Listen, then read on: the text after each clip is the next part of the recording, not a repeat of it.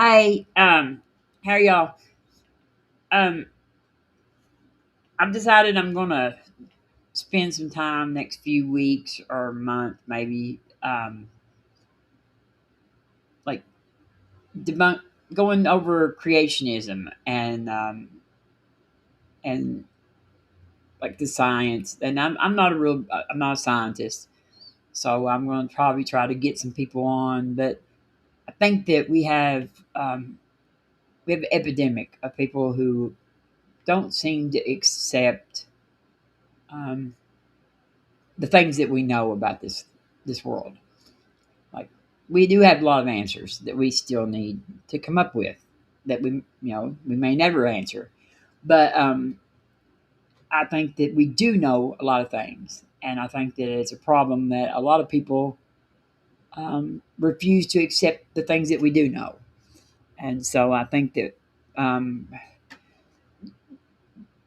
I'm going to focus some on a little bit on just like, and so Professor Dave put this video out a while back, and I watched it on the definitive guide for debunking creationism. So if you, it's pretty handy as far as giving you the tools to be able to do this with, because a lot of us don't always have all that scientific education on it. Um, I know a little bit about evolution. I'm not an evolutionary biologist by no means. I'm not much of a physicist at all because there's way too much math involved. Let me say hi to everybody. Spooky, I see you, my dear. Simos, hello. Big Jerry, and then I see Hizzle out there. So I think that's all I see right now. Um, but anyway, so this is what I wanted to do. I just wanted to kind of go over this. I have my reasons for this that I'm kind of interested in this all of a sudden. Well, it's not all of a sudden, but um, I see a lot of misinformation about evolution and stuff like that. So I think it's just time. Like we do know some things. We don't know everything, but we do know some things, and and we know them. Like, we don't claim certainty in science, but we do claim knowledge, and I think that we do know these things with a high level of confidence. And I think that people need to just begin to deal with that. Um, there are some things we know, and we can't just because it's not in our favorite book. We cannot pretend it isn't there. Hello, hey Casey, I see you. Thank you for coming. And so anyway, I've got this little video that Professor Dave made on debunking creationism, and it's a 5-part video. And so we may just I don't even not even sure how long the first part is, but I was just going to break it down into parts, and then maybe I'll open up the room after we watch the first part, because I was just going to watch the first part, so I was going to not wear anybody out on the videos too much tonight, over and over. So and happy Pride Month to anybody that celebrates. Definitely, definitely a month where we need to remember our LGBTQ friends. Um, as much as I think Trump is harming a lot of people, he's definitely causing a lot of harm to that uh, group of people right now, or he's at least putting a lot of fear into them. But, so,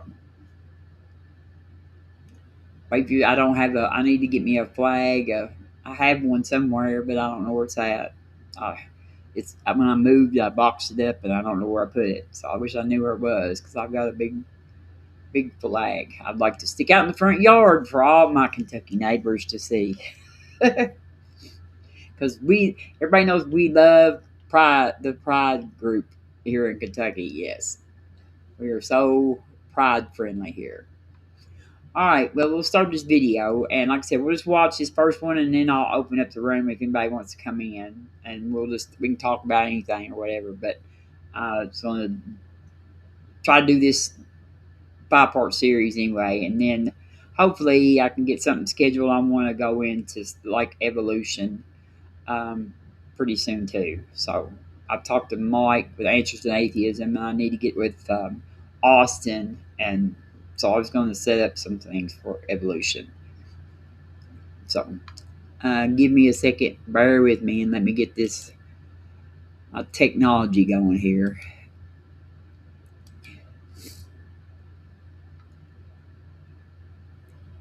And that looks awful small.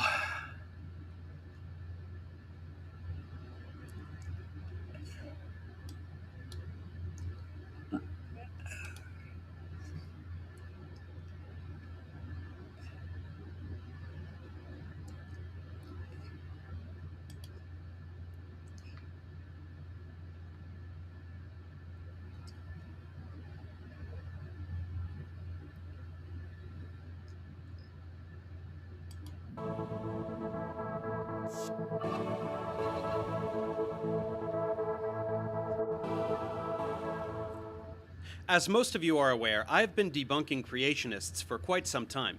In fact, at this point, I am familiar with just about everything that they say, from the most clueless preacher to the most sophisticated and well-funded propaganda peddler. Because of this, I thought it would be worth my time to create an in-depth series debunking virtually every creationist talking point, which others can use as a handy resource. Instead of focusing on debunking specific creationists, this series will focus on the things they collectively say. So the purpose of the series is not to expose anyone in particular, but rather to arm the viewer with the ability to immediately discredit anything a creationist says. You may find this useful if you're going to debate a creationist, or if you have a creationist in your family and you're tired of their misinformed lectures over dinner. Whatever the case may be, if you need a handy guide to combating creationists, this is the place for you.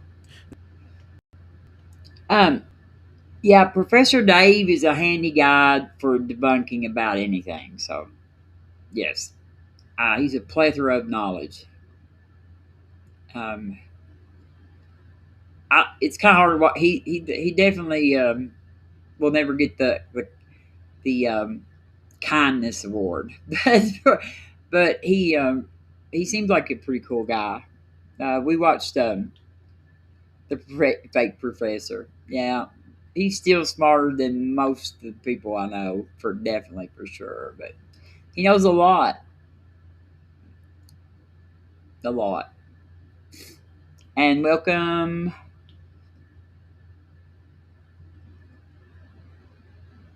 Now, before diving in, we should quickly note that there are different types of creationists. Let us define and organize them in order from most unscientific to least unscientific. First up, we have scriptural, literalist, flat earth, geocentric creationists. They reject literally all science and pretend that Earth is a little terrarium made by their deity. Yes, flat earthers. I love flat earthers. Yes. Um, yes, he's more of a professor than Hoban is a doctor. I would agree with that, Big Ball Mama. Yes, maybe y'all. I'm gonna open up the room after we just go watch this first part here. Just because it's 5 parts, so I'm gonna break it down so we're not stuck on watching the video too long. I went on to Max on Yerba Mate talks. Max had his year anniversary, so he did a 24-hour stream, like not starting night before last, and did it. And I was on it 2 different times in that 24 hours. And the first time we were actually doing flat Earth, which I really, you know, when you sit down and think about it, how do you know the Earth is right? A globe.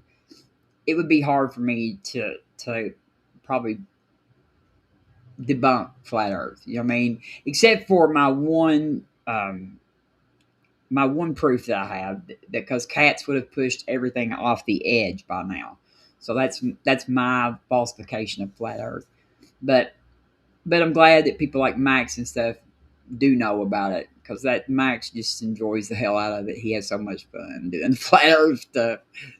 To justify this, they reference Bible passages like Psalms 93:1, which says the earth does not move, Revelations 7:1, which references the four corners of the earth, and Genesis 1:6, that references the firmament, a solid dome over the earth. They believe the earth is a few thousand years old, populated by creatures whose forms are precisely as their God created them. This is the absolute bottom of the barrel. Next up are your standard young Earth creationists. They are very similar to the previous category, but they don't believe the Earth is flat. They still take everything else directly from Scripture, namely that everything was created by their God in 6 literal days, around 6,000 years ago. They sometimes make a meager effort to reference certain aspects of geology and other sciences to justify this belief. Yes, and that's what most of the people, most of the creation, I think, creationists that I know here in Kentucky, that's what they are. They are young Earth creationists. They think the Earth is 6 to 10,000 years somewhere in there. I've heard little variants on the time. They believe that Noah's flood was an actual event. Most of them believe in the Garden of Eden story, the Exodus, and that sort of thing. And they think that we were made in the image of God, and the other animals were made separately, and the sun and the moon were made after the plants. So always, and this says God created humans in their present form at some time within the last 10,000 years. Um, it says it was in it was at its lowest rate, lowest level in 35 years. So maybe I don't know. It seems like there's a lot of them, but maybe that's just because that's where I live and that's what people believe here. But it is rather sad. They are shockingly numerous. Next is gap creationism. This puts a time gap between the first two verses of Genesis so as to propose that the initial creation of everything occurred, and then, many years later, there were the 6 days of creation to produce the living organisms we see today.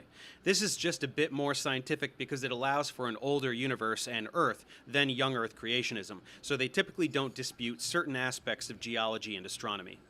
Day-age creationism is similar, but proposes instead that the 6 days of creation are not literal days, but periods of unknown length, possibly millions or even billions of years. This again is an effort to make creationism compatible with geological and astronomical time. Next is progressive creation, which posits that there were many separate creation events over time. This is an attempt to explain the fossil record through the lens of creationism, thereby accepting that many forms trace a clear lineage through the paleontological record, but that divine intervention is responsible for this proliferation rather than natural processes. So it accepts aspects of biology and paleontology in addition to astronomy and geology, while denying most of evolutionary biology in particular. Next, there is intelligent design. Ideologically similar to progressive creation, it is a political movement spearheaded by the Christian propaganda mill called Discovery Institute. And we all know creation of the intelligent design, that's who tried to, the intelligent design people are the ones that tried to get that into science class, into public schools. And of course, that was the big Supreme Court case where the judge um, wrote like a 50-page opinion on how they were just trying to shove religion. They were rebranding religion and trying to shove it into science class. And of course, there's the famous thing where I think Michael Behe um, was like testified in it, and he kind of got slurred. He got had all the with his irreducible complexity and all that kind of stuff that he tries to do. Um, but they shut it down, and it was a Bush appointed judge that shut it down, I think too. So, but yeah, it's just yeah, it's just there's it's just evolution and with shoving their God up there in that gap that they think where they found a gap to stick it. So it doesn't have any. I don't think it has any papers that have been published that are credible. Like much, if you want to know anything about that, right there, you can go watch Gutsy Gibbon. She tears the intelligent design. Her and Dan Creation Myths, they tear that apart all the time. So that arose due to a backlash towards the previously utilized term creation science. Intelligent design is a rebranding campaign that attempts to intellectualize creationism, avoiding negative connotations of shifty preachers to present itself as scholarly. To do so, they tend to be the most accepting of select scientific principles, such as geological time, common descent, and many other concepts that are firmly rejected by young Earth creationists, but nevertheless remain firmly pseudoscientific when it comes to molecular and evolutionary biology, claiming that naturalistic principles are incapable of explaining the complexity and variety of living organisms. I have an entire playlist specifically debunking the figures in this organization should you find yourself wanting more detailed information about this propaganda. Wrapping up, there is theistic evolution, which is more or less accepting of evolutionary principles, but maintains that a deity sporadically intervenes and has a plan for the whole thing. And finally, there is deistic evolution, which essentially proposes that there is a deity which determined the fundamental characteristics and physical constants of the universe, triggered the Big Bang, and then played no further part, thereby accepting purely scientific and naturalistic explanations for the origin and diversity of life. As we can see, this spectrum ranges from denying essentially the entire body of scientific knowledge to really not denying any science whatsoever, with the singular uniting thread being some kind of I love Professor Dave's little God figure guy over here. And I want to say that there is sort of another branch of these, which would fit into the young earth creationism thing, but it's a little different. And I can't think of his name now. The one, and I'm sure Big Bad Mama can think of it. The pastor who got in trouble for like beating his kids or whatever. I cannot think of his name right now. Anyway, he actually had a debate with Kent Hovind over this right here. He believes that the earth is young. He believes that God made the earth look old. So that was what his proposal was, because he has obviously studied and looked at the evidence and realizes that the evidence is, it's almost very dishonest to like, and I don't think this guy cares about being not dishonest as much as he doesn't want to look stupid.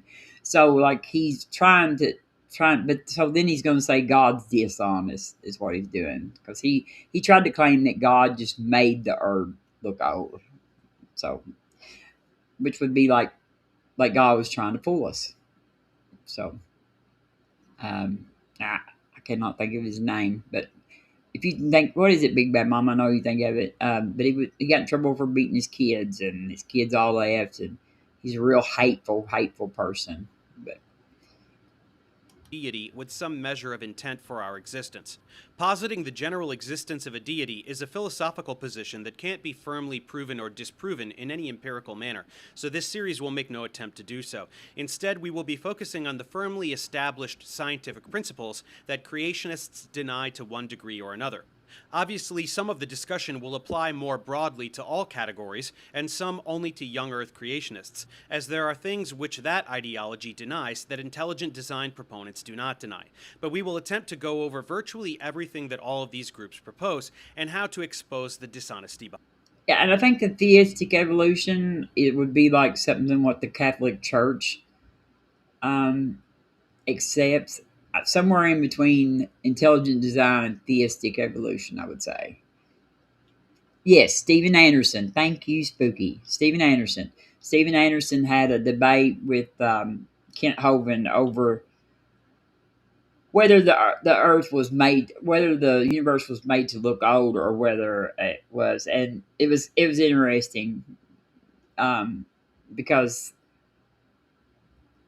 I remember Steven was trying to, like, Steven gave Kent a lot of shit over his, because Kent has this theory that the craters on the moon were caused by when the waters from the deep erupted. They sent big chunks of the Earth's crust up into space, and they hit the moon. And then he went on to explain that the ones that pass the moon come back down, why down is a word we use, and hit the backside of the moon. So that's why there are craters in the moon, because Kent actually said that when God made the moon, that the moon had no craters on it. It was perfect. Yes. Men, like, so human sin caused moon craters. Behind them. This series will be broken down into 5 parts according to the following topics. This will allow things to remain roughly chronological in terms of the history of the universe, the emergence of life, and its proliferation all the way until the arrival of humans. It will also allow us to stay relatively cohesive in terms of subject matter, so that we are not constantly jumping from one topic to another, as gish-galloping creationist preachers tend to do. So let's start things off by covering all the talking points spanning from the beginning. Yeah, we're just going to do this first part today, and then I'll open up the room. So we're just going to do the cosmology and planetary science, and hopefully, when I get to the second part or whatever, maybe I can get Big Bad Mama up here to do some geology or something. Beginning of the universe up until just before the beginning of life on Earth.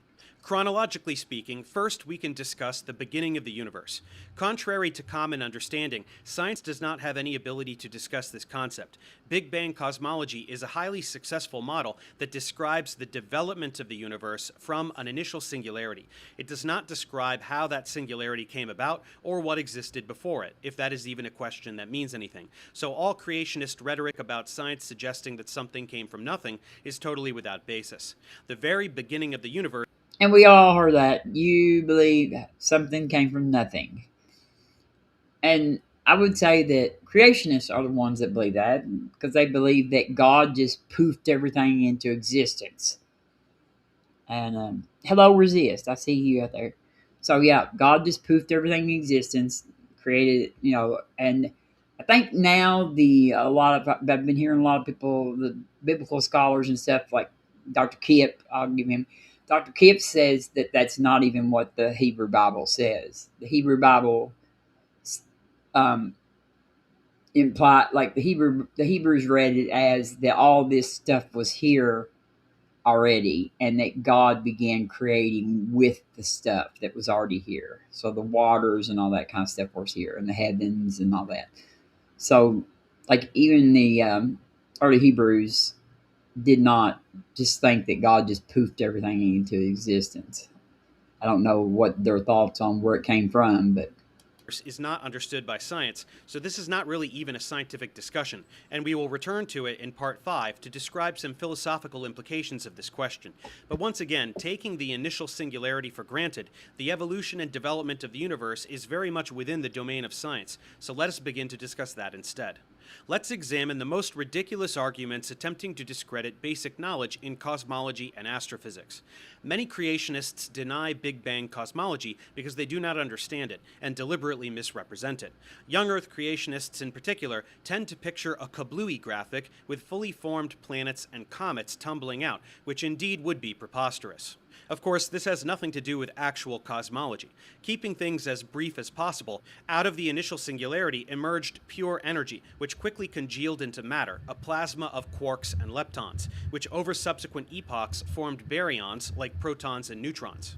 From unthinkably high temperatures, the universe rapidly cooled, and a few minutes after the initial singularity, there was a brief period called Big Bang nucleosynthesis, where it was cool enough for protons and neutrons to exist, but still hot enough for them to fuse, just like they do inside stars.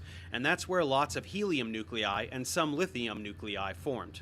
A few 100,000 years later, it was finally cool enough for nuclei to couple with electrons, allowing neutral atoms to form, and all this matter had been collecting into gas clouds by gravitational influence all the while, continuing to do so now as atomic matter for millions of years. When enough hydrogen gas collects and compacts into a small area, the immense gravitational pressure triggers fusion and a star is born. This was the era where stars and galaxies first formed. The most massive ones burned through their fuel the most rapidly, producing heavier elements. When they died in massive supernovas, they created all the rest of the heavier elements and spewed this material out into the universe. hello, Al Trucker and Charles Oliver. It's good to see you, Al. Always glad to see you. Always. And let's see, who else did I see out there? You are Victoria. Hello. And Minnow. Hello. The world is the shape of a donut. Isn't that a pretty picture? Um, I think we had figured out Big Bang for a while back, yeah. But like we've with the new telescope that we have and everything out there at the James Webb, it seems like that we have like we are just confirming everything about this theory here. Um, it's amazing, and stars are still being born. There are star nurseries all over the universe, and I think I love those pictures because I love seeing the stars coming up out of there. You can see them coming out of there. So cool. But This collected again and formed other stars, this time with diverse enough material that planetary systems could form along with stars in protoplanetary disks. Our solar system formed in such a manner about 10 billion years after the Big Bang, and our planet Earth was part of that system formation. That was an incredibly abbreviated and oversimplified account of much of the field of astrophysics, so please visit my tutorials on astronomy and astrophysics if you would like much more detail on these processes as ammunition against creationists. But again, they tend to not have even heard any of the above information, so their arguments against Big Bang cosmology are typically ridiculous. They will say that if everything emerged from a big explosion, everything should be moving in the same direction outwards from the explosion. So how are certain things moving towards each other, like specific stars and galaxies? How is it that Venus exhibits retrograde rotation, spinning the opposite direction of all the other planets? One need only specify that, apart from the Big Bang not being an explosion, our system formed 10 billion years after the Big Bang due to totally unrelated processes, and that in general, stars didn't form for about 200 million years. Typical responses from young earthers are always saturated in incredulity, asking how it is that we could know anything about these phenomena. In such cases, you can try your best to explain everything in greater detail, and some may even be willing to learn, but most won't. So it is often easiest to simply point out that they are making an argument from incredulity, which is always a garbage position to take. Do they understand how their iPhone works? No. Is it therefore magic? Of course not. and this is what we also call the argument from ignorance. The incredulity, though, might it doesn't have the word ignorance, people, but it's hard to say too. So One can also make it clear that astronomy is perhaps the most observational branch of science, as we can simply look through telescopes and see what's going on in the universe. We can see protoplanetary disks. We can observe star formation in various stages within nebulae. We have a profound understanding of stellar dynamics and where the elements come from. We use spectroscopy to analyze the composition of stars and to see which molecules are capable of forming in the vacuum of space. Encourage them to visit their local observatory and make their own observations. And the thing about it is like so many people that deny this, deny the science. They don't even know what we know or how we know it. Like you know, it's amazing to me, like this spectroscopy, that we can see what the stars are made of by the color of the light that's coming off of them and stuff.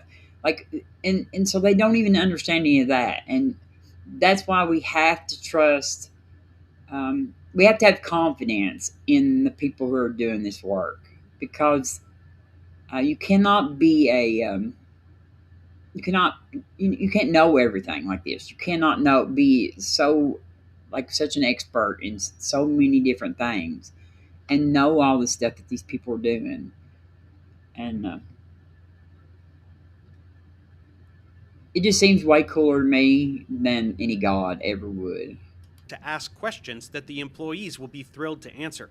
Most will refuse, which says a lot about the willful nature of their ignorance, which you may point out to them. Pivoting from incredulity. Yes, Maud, I know you're a science denier. Hello, Maud. Thank you for coming. regarding well substantiated science, more intelligent creationists will bring up what is called the fine tuning argument. It applies to the physical parameters of the universe as understood by science, so it does not support young Earth creationism, but could be seen as supporting deistic evolution, at least at face value. The universe has a number of physical constants, or quantitative values, pertaining to fundamental characteristics that one might propose could potentially have had totally different values.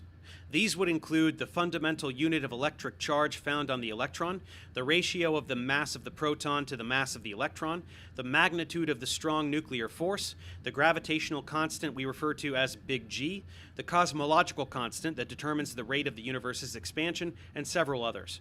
It is often said by creationists that if any of these parameters differed from their current values by even a few percent, that life would be impossible, and in some cases, star formation or even atom formation would be impossible. There, Maud, there's your symbol. Look, sort of like your symbol anyway. The question becomes, why do the parameters have values such that all of these things can arise, including life? Creationists will posit that it is because a creator ordained them to be so. There are some obvious objections that can be put forward immediately. First, we have no way of knowing that these constants can indeed possess any arbitrary value, or even any value other than they currently have. The values may be much more constrained than we can currently explain, or they may even have existed for some initial time period in some kind of superposition of multiple values, with a particular set of values subsequently coming to dominate for one reason or another. Beyond this, the narrowness of the range of values that permit life are often overblown by creationists. Many have tolerances of an order of magnitude or more, not the fraction of a percent that is typically proposed by those making this argument. It should also be stated that some other totally different set of parameters could have led to completely unimaginable structures which led to life in some totally different way. It just wouldn't have looked anything like us, as it would be made of some other particles that don't even exist in our universe. Furthermore, without a complete understanding of quantum physics, it is impossible to know how many of these constants are truly independent. It could be that there is only one such constant that all the others depend upon in some way. One constant coincidentally allowing for life is much more statistically acceptable than a dozen or more. It also seems a bit strange that a universe so finely tuned for the explicit purpose of life would, as far as we are aware, take over 10 billion years for life to emerge, and in so few places so as to be undetectable from our vantage point, perhaps even indeed in only one place among an endless universe of emptiness, sparsely spotted. This is Professor Dave. I don't know if you know Professor Dave or not, but he's I've got this video linked in the description. If you don't know Professor Dave, you should check him out. Hello, Krista. I'm glad you're here. Thank you. And hi, Claude.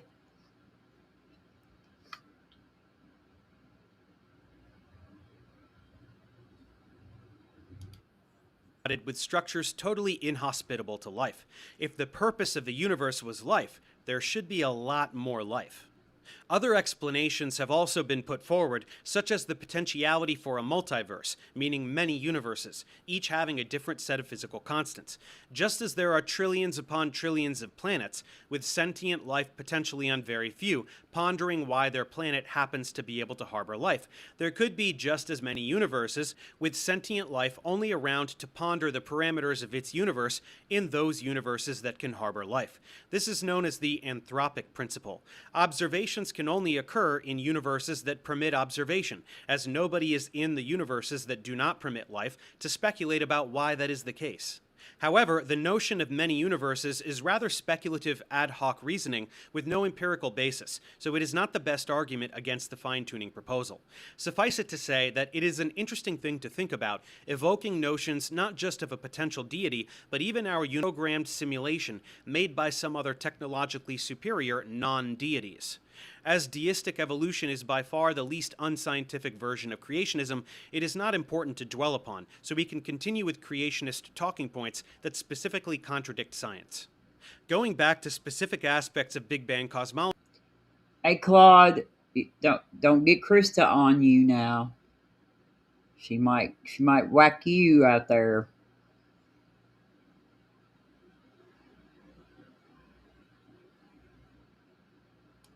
Some creationists will learn basic astrophysics terminology in an effort to pretend they can refute scientific methods for determining the age of the universe. It should be made clear that the accepted value of 13.787 billion years, plus or minus 200 million years, is supported by a mountain of empirical evidence from multiple lines of inquiry. First, this can be derived from measuring the expansion of the universe through the redshifting of galaxies as a function of distance. Sources of visible light that are moving towards an observer are blue-shifted, meaning the waves get bunched up, while those moving away from an observer are red-shifted, meaning the Hello, William.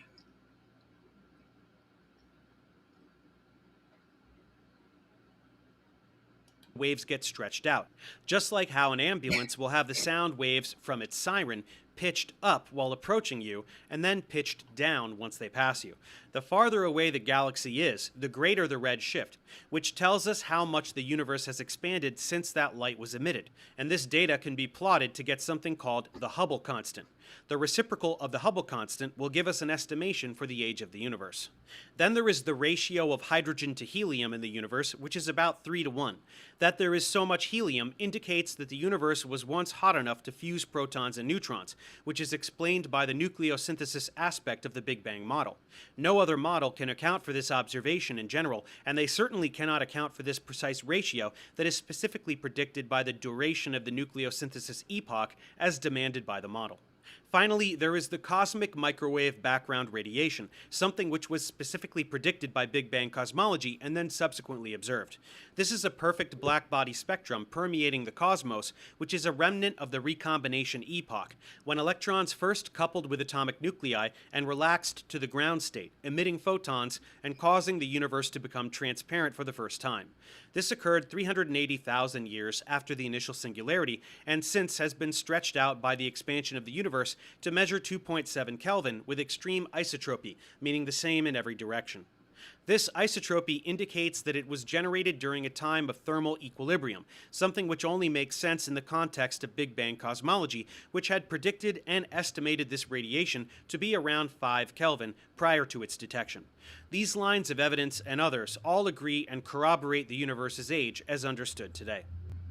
Some creationists accept Big Bang cosmology because they like how it superficially resembles the creation event in Genesis, described by the verse, "Let there be light."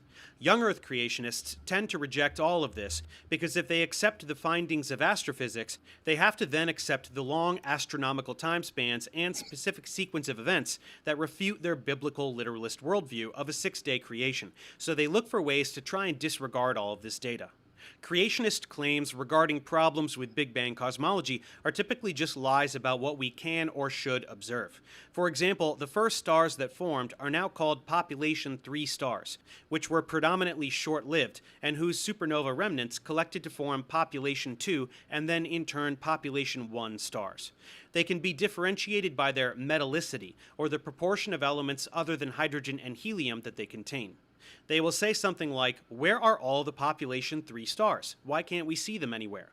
Of course, the model proposes that they are predominantly long gone, so they should, for the most part, only be detectable in galaxies that are so far away that the light we receive from them was emitted in a time when population 3 stars were still around and dominated their galactic landscape. In fact, recent observational evidence for population 3 stars has been collected in distant quasars. It's simply very difficult to collect such data and has only been possible rather recently with the most sophisticated. Yeah, with the James Webb Telescope, we can see the early because of the lights. If we can see the early galaxies or whatever, so we actually are getting to look at the population 3 stars now because we've gone back far enough to see them. So that's really cool. Space-based telescopes. So essentially, creationists will distort the timeline of cosmic evolution and pretend we should see things we know we shouldn't typically wonder why. More primitive thinkers will not even address such concepts, but exclaim that explosions out of nothing are silly, totally mischaracterizing the Big Bang, which again was not an explosion at all. Additionally, Big Bang cosmology does not offer any explanation for the cause of the initial singularity, only the development of the universe beginning around a trillionth of a trillionth of a trillionth of a second after the initial singularity. So once again, all remarks resembling "you believe something came from nothing" are completely misguided. Big Bang cosmology says nothing whatsoever about anything coming from nothing or how the initial singularity came about. It is a highly successful model describing the development of the universe. Moving on, in terms of determining how far away things are within the universe as it is today, there are different methods available to us. We can measure the parallax angle of a relatively nearby star, or its shift in apparent position as Earth orbits the Sun. We can use Cepheid variables, a particular type of star that pulsates in a reliable way, so we can determine distance by observing luminosity. Type 1a supernovae are what we refer to as standard candles, since they too have a reliable. I feel like this right here, see, like there's a lot of math involved in this, which I'm not good at math, but I feel like this is the kind of thing that you can't even know what you don't know if because you don't even like I don't even understand enough to ask a question about it. That's the thing about it. So yeah, but just because I don't know it doesn't mean it's not true because there's a lot of things I don't know. Brightness, and they are so vibrant that we can see them clearly even in other galaxies. These objects are He had his show, Dan, last night. It did. It may have been late, but I think I saw it on there. It's called Evolutions for the Birds, I think is what it was. very far away, often millions of light years. So for their light to have reached our eyes, they must have existed for at least that many years. To combat this, young Earth creationists will say things like, the speed of light must have changed over time, having once been much faster to make up for the large distances. This is, of course, totally unfounded, not only without empirical basis, but also in direct violation of special relativity, which is very well substantiated. Some may instead claim that the star or galaxy was created simultaneous to its light already in transit to us. Whenever creationists use such ad hoc conjecture, they should be called out for it, and pressed to admit that it is not scientific and reeks of desperation. Continuing on to planetary science, we can make similar remarks about the age of the Earth. The accepted value of 4.54 billion years plus or minus 50 million years is well substantiated by geology, namely radiometric dating of zircon crystals and also carbonaceous chondrite meteorites. This technique relies on the instability of certain types of atoms, which gives them the tendency to decay, whereby they emit a high-energy particle that can be detected. Specific atomic nuclei can be unstable for specific reasons. Some have a proton-to-neutron ratio that is not ideal. Very large nuclei become unstable because the strong nuclear force that keeps positively charged protons fused together drops off with distance faster than the electromagnetic force that repels them. So nuclei above a certain size tend to decay by emitting alpha particles, or helium nuclei, in order to get smaller. Uranium is one such heavy element, and it is present in these meteorites, where it decays into lead very slowly. By measuring the ratio No, Maud, Jim Bob did not destroy Professor Dave. uh, Only in his of mind. uranium to lead, we can determine the age of a meteorite, which formed during the solar system's formation. Furthermore, this can be done with two different isotopes, as uranium-235 decays into lead-206, while uranium-238 decays into lead-207. So utilizing both of these decay chains and comparing respective values is a great way to corroborate the age to ensure no material has leached out of the rock. These can also be cross-checked with other Jim Bob is like me. He's too dumb to even know what he doesn't know. So, oh, Minnow, Jim Bob. Jim Bob is who made by Jim Bob is the name of his channel. He's yeah, he's sort of an interesting little feller. other isotope decay chains, like samarium to neodymium or rubidium to strontium. For other objects, we can use other dating methods, including one of dozens of other radioactive nuclides with totally different half-lives. Creationist responses to such data are typically denial and more ad hoc reasoning. They will say that decay rates have changed over time. This is totally baseless. Decay rates are based on the inherent stability of nuclides, which have nothing whatsoever to do with any kind of external environmental conditions. Nuclides decay at precisely the same rate in a vacuum as they do under any set of external stimuli. They will also object to assumptions regarding none of the daughter nuclide being present in a rock at the time of formation, but many decay chains make this assumption for obvious reasons. Take potassium-argon dating.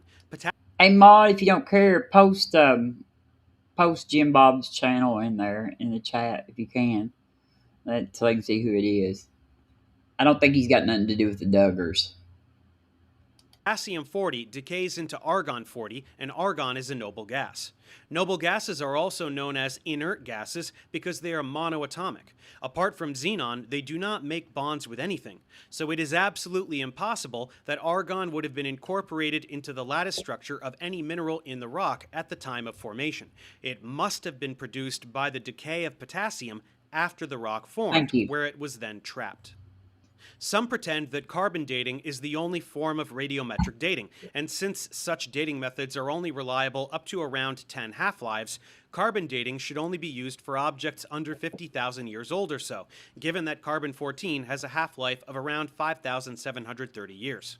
And that's correct, which is why we only use carbon dating within that range, typically for archaeological remains. They are oblivious to the fact that, once again, many different radioactive nuclides can be used, with wildly different half-lives. Yeah, you may not want to subscribe. Also, if you're out there and you have a channel like BS, be sure you put your channel in there. Claude, you can post your channel. Y'all are all mods, so y'all can post your channels. So, who else was out there? I saw Al Trucker. If Al's still there, you can post your channel in there. Y'all put your own channel in there if you can. That way I don't have to go back and I can't do it and do this too. So,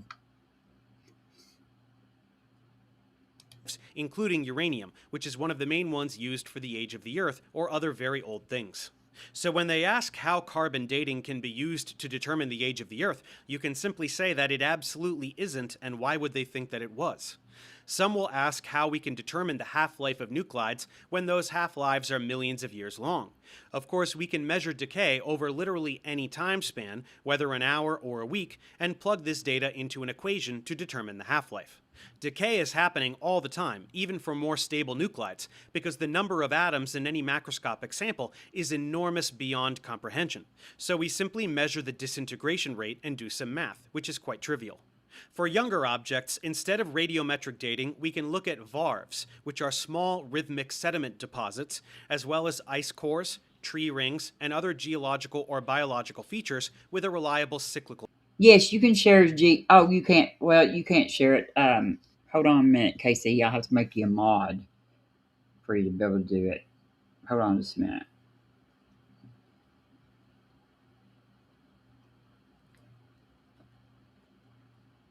Now you should, as soon as you accept that mod thing, you should be able to post it in there, Casey. Nature. In fact, we often use one of these in conjunction with radiometric dating as a way of corroborating a date. When multiple techniques agree on an age, it corroborates the age beyond reasonable doubt, as the probability of getting precisely the same erroneous date multiple times is statistically unreasonable. Then when it comes to the age of the Earth prescribed by young Earth creationists, it is absolutely trivial to demonstrate that the Earth is much older than 6,000 years.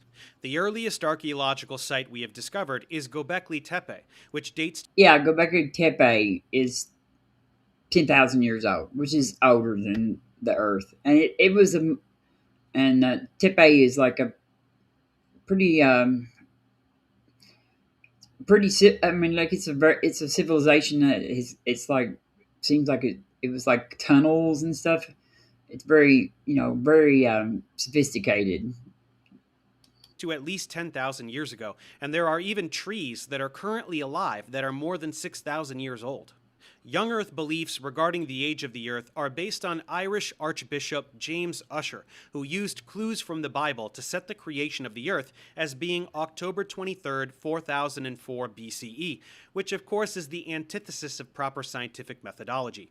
A subjective analysis of fictional mythological events does not compete with the rigor of empirical analysis, which involves quantifiable predictions that are vindicated to high degrees of precision, and anyone who disagrees is simply not coming from a place of reason. Moving on from the age of the Earth to the age of geological features, we get to stratigraphy and the geologic column. This is something that creationists fixate on relentlessly because it so immaculately and single handedly demolishes all of their claims.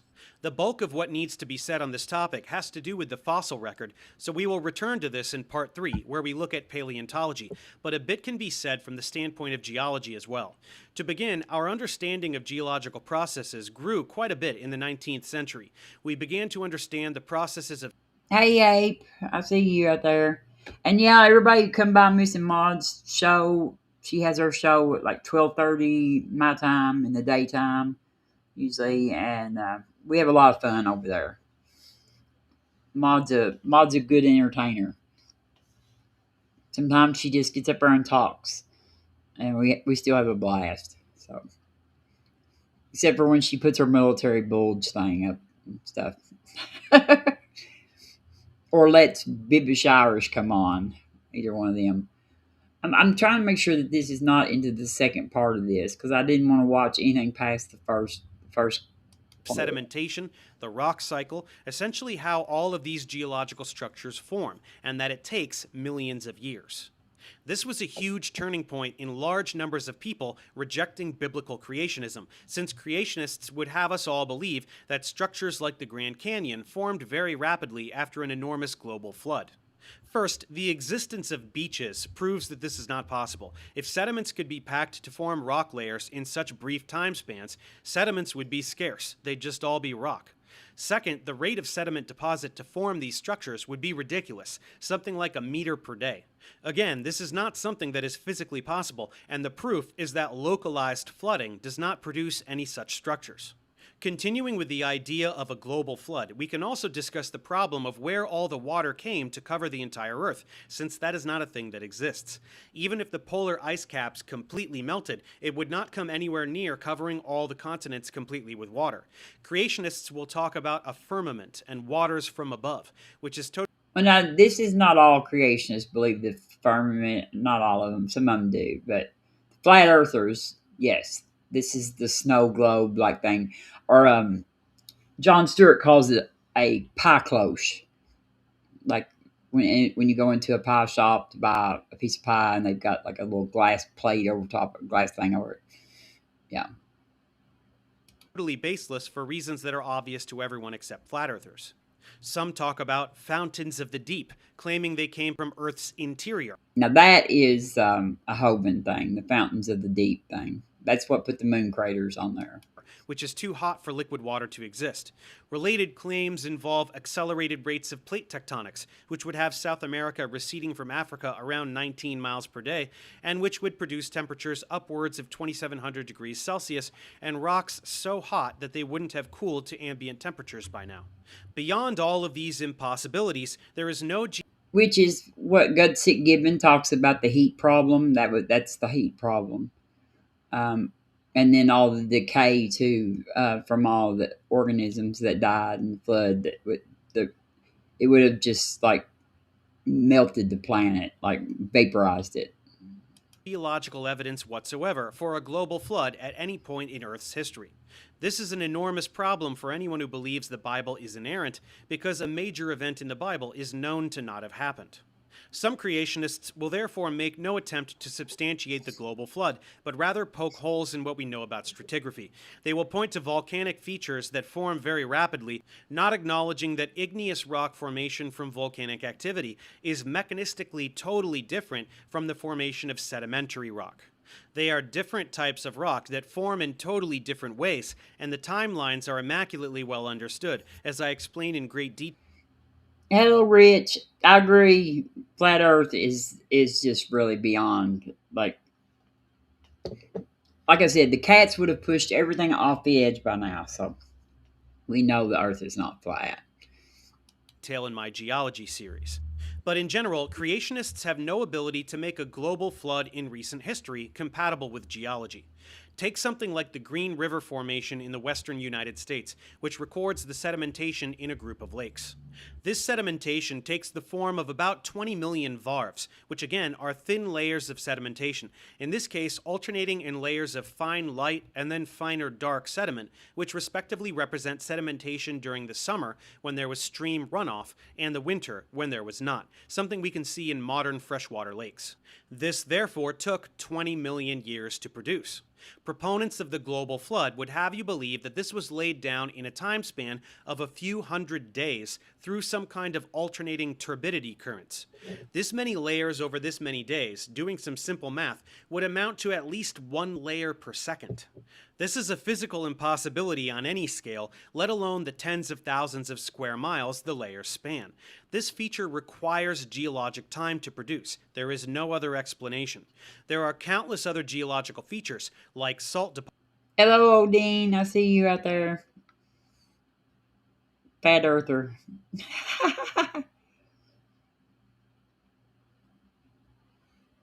Deposits, sand dunes, fossilized mud cracks, raindrop prints, chalk layers like the White Cliffs of Dover, Zoroaster granite, and many more that are absolutely inexplicable by some kind of rapid post-flood deposition. So without getting redundant, we can just broadly state that the entire field of geology is incompatible with the idea of a global flood having produced all the features we see. That's why there are precisely 0 working geologists who are young Earth creationists. It's like being an astronomer who is a flat earther, which also does not exist. At any rate, we will return to stratigraphy in part 3 when discussing the fossil record. For now, let's finish part 1 with other aspects of geology and planetary science. Creationists sometimes bring up Earth's magnetic field as evidence for a young Earth. They will say that because this field is decaying at a measurable rate, around 5% per century, it can't be more than a few thousand years old. This is profoundly short-sighted, as any geologist can tell you that the strength of the field has oscillated over geologic time, and the poles sometimes even completely swap, 171 times in 76 million years in fact. It is precisely this phenomenon that led to the corroboration of plate tectonics by observing magnetic striping in newly formed oceanic crust, spreading out on either side from mid-ocean ridges. This misrepresentation utilizes a common deceptive tactic, and that is to identify a temporally local trend and extrapolate it without basis. Earth's magnetic field is generated by iron nuclides in the liquid outer core that convect and align in certain ways as Earth rotates. It is a chaotic system, which causes the resulting field to grow periodically stronger or weaker and also shift rapidly, sometimes inverting completely as the magnetic poles are in constant motion. This activity has been recorded in minerals which contain particles that are magnetized by Earth's magnetic field and line up with the magnetic poles, such that we can easily determine the strength and direction of the magnetic field over geologic time, which clearly has not been decaying steadily, but rather fluctuating in strength and direction. Creationists make no attempt to actually discuss this data. Not only do creationists extrapolate 150 years or so of data far into the past without mechanistic basis, they flat out ignore all data. We'll talk about it, Rich. Um, I don't want to debate Hovind, and I certainly not. I wouldn't even come up here and just like be pushed not without pushback or something. But I'm not sure there might be somebody that would. I wouldn't care to have somebody on like to debate him if they wanted to, but I can't debate him. I don't. I'm not well versed in this. This is one of my not an area. I'm better in biology than I am this right here. I don't know anything about this. Um, I'm there's a lot of math involved in this, and I suck at math really bad. I hate Preceding math. the modern era. They will also try to invalidate the model for planetary magnetic field generation called the geodynamo by pointing at planets which do not have magnetic fields, such as Venus, which has a liquid core but does not spin fast enough, and Mars, which does not have a liquid core. So there is no contradiction with our models. A similar case can be laid out about creationist claims regarding the moon. Specifically, the moon is receding from the Earth very slowly as it orbits, a few centimeters per year.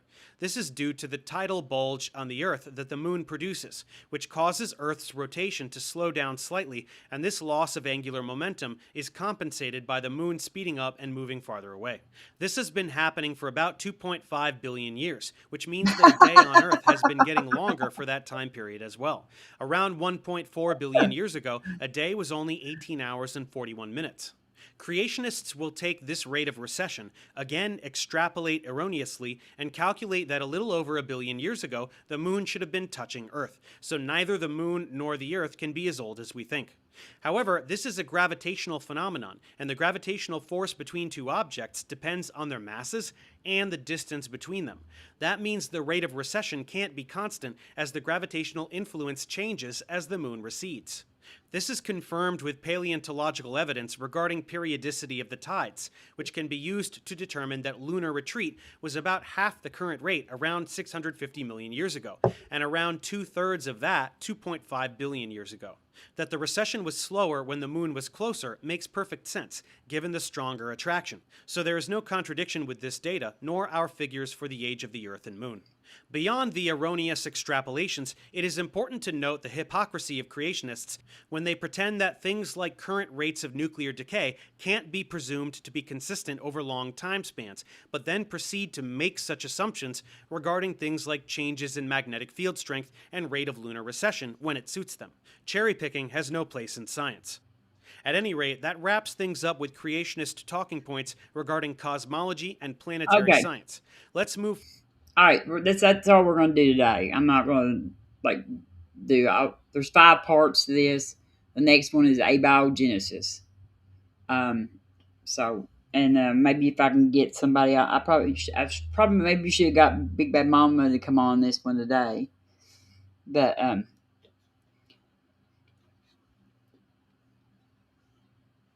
yeah, I'm gonna open up the room now. Let me get back in there. Um, I'm gonna open up the room if anybody wants to join. We don't have to talk about this topic. We can change topics if you want to, or whatever. No, it's not AI. His name is the the video is linked in the channel description. His name is Professor Dave. He does all kinds of stuff. He does chemistry. He teaches Latin. Yeah, he's a lot of stuff. But he's not AI. He's definitely not AI. um, okay, let me post a link up here.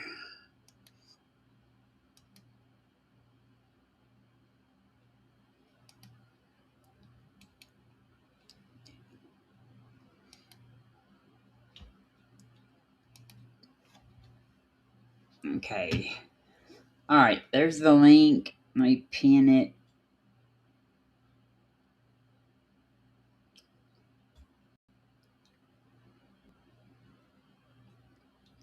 Oh.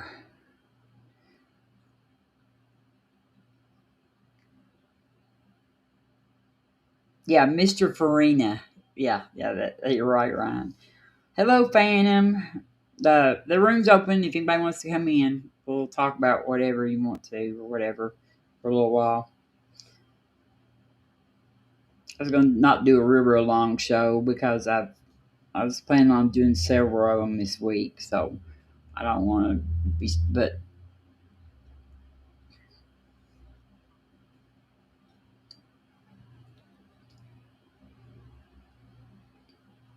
he just yeah, Professor Dave made this video. He made it in separate videos first, and then he put it all together on one, so that it's got all different. It's broke down into like chapters or whatever.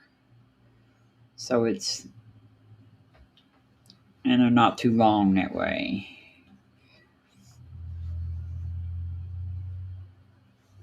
Hey, OE, hello. It's good to see you. Yeah, my educational corner. Yeah, that's what I'm going to do for the next few weeks or so. Anyway, I don't know. Not that I am a good educator, and I don't know how to make videos, so we will be watching a lot of other people's videos. But I will know more about when we get into evolution. I will understand a lot more of it to discuss it than I do about the. There's just way too much math in the geology and cosmology part. Well, come on, Maud.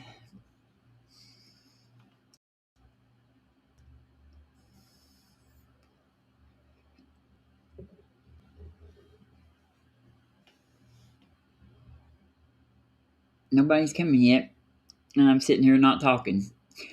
Um, if you're out there, please be sure you hit the like for me. I appreciate it. And like I said, if anybody wants to come on, you're welcome. We'll just do a little chatting.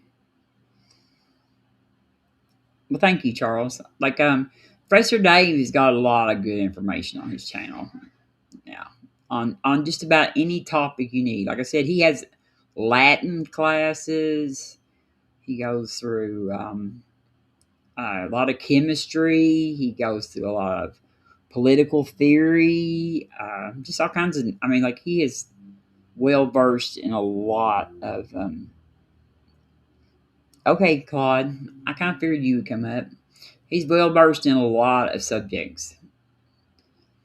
And Maud, don't bring your knife with you now.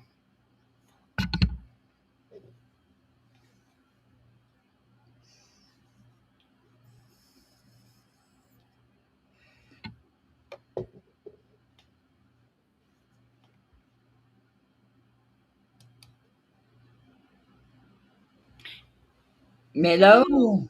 Oh, you Hi. got my favorite avatar. Yeah, I'm coming in as a genius. I love that. I love that face on that owl. I Am do. I I love breaking? that. Am I No, breaking up? Okay, no. good. Hey, Chris. Fantastic. Hello, everyone out there. Yeah, I didn't want to leave you in here all by yourself. Yeah, I'm not very good by myself like you are. Uh, it's just because I'm crazy. So it's a good sign for you, probably. I could Oh, just ramble and ramble. yeah, you said you rambled for 4 hours today. I thought that was pretty funny. Yeah, I was just about to say that. That's a record for me for sure. 4 hours. Holy crap. I know Nerdy said it's time to open the room after 4 hours. I saw Nerdy. I was going to, but then I was like, 4 hours. I probably got to, I got Yeah, to go because yeah. I had some stuff I had to do, but I didn't even do it like a lazy bum. But Nerdy and Spooky both crack me up all the time. All the stuff they put in chat. yeah, I don't know. Everybody makes me laugh. You guys are all funny. It wouldn't be the show without you guys, all of you. Hey, Casey. Hello. That looks like a dick pic. Whoa. What? Your Are you avatar. serious? No! I just finished crocheting this shawl and I was taking pictures of it. Oh, I can't see it. See, I can't. It looks like a rock to me. I can't even see Yeah, this. it is a little blurry, but it doesn't look like it. Oh, It doesn't. It's green, so that's not in good health. If that's what it is. I Man, can't you see crochet it. that? I did. Yeah, Yeah, she can. Wow. Yeah, she crochets a lot, like coasters and stuff too, and she just like. Have you ever made the flags yet? You were gonna crochet the flags. Oh God, no! I've been like putting off so much. Like I started that shawl. I don't even know how many months ago, and I just finished it. That is it like that long? That's cool. Yeah, good job. Yeah, that's my biggest project yet. That's cool. Yeah, it took I lost track of how many hours I put into it. It was like at least 40. Wow. Dang. Yeah, I've never crocheted anything that big. I've only done like a little strip, and then I gave up. Spooky said, "I have a I had to right build mind." Thanks, Yeah, I have a hard Vicky. time like keeping on it. Yeah. Oh, where's like the chat stuff? How do I look at chat? um, On I the think bottom right, it'll yeah, but say oh, go ahead. Aha. oh yeah, like it should it should show up. I think because you're logged into the. Mhm. If you're on a PC, that's how you get to it. It's on the bottom right. You'll see it says Yeah, your name and then it'll say chat and help. You just open it up. I if need all you're the help. if it I don't know how, like some of them you have to like log in. Big Big Bad Bad Mama Mama. said, "Was bubblegum not available?" Oh, get up here, Big Bad Mama. Quit now. Yeah, I just destroyed evolution. You got to get up here, fix it. Professor Dave too. I was like, just took him down. You missed the whole thing. Yeah. Looks like a statue in the picture. Yeah, see in here it's kind of blurry. I don't know. That's just my internet, I guess, is really bad for restream. But I thought it was a picture of someone. Okay. Like it's hard. Yeah, it's hard. It's hard to get the. Like I can't. I still can't see what it is. Like I can see it. I can see it now, but it was at first. It was blurry. It's still like I don't know. Is my image blurry? I don't know. No, that's a weird thing. Y'all are both clear to me. you're bright-eyed and bushy-tailed there, Miss Maud. Aww. That's her. That's my favorite avatar of hers. That owl's That is face. cute. Yeah, it just so fits her perfectly. Just What? those big We've buggy done eyes. some good. We've done some good streams with this guy. Yeah, yeah. I think that you were using that one with me. You and BS were like on that night, weren't you in that face right there? Yep. Yeah. Yeah. Looking all owlish. I'm trying to call in Kurt because he'll come in and destroy everyone. Yeah, Let's go.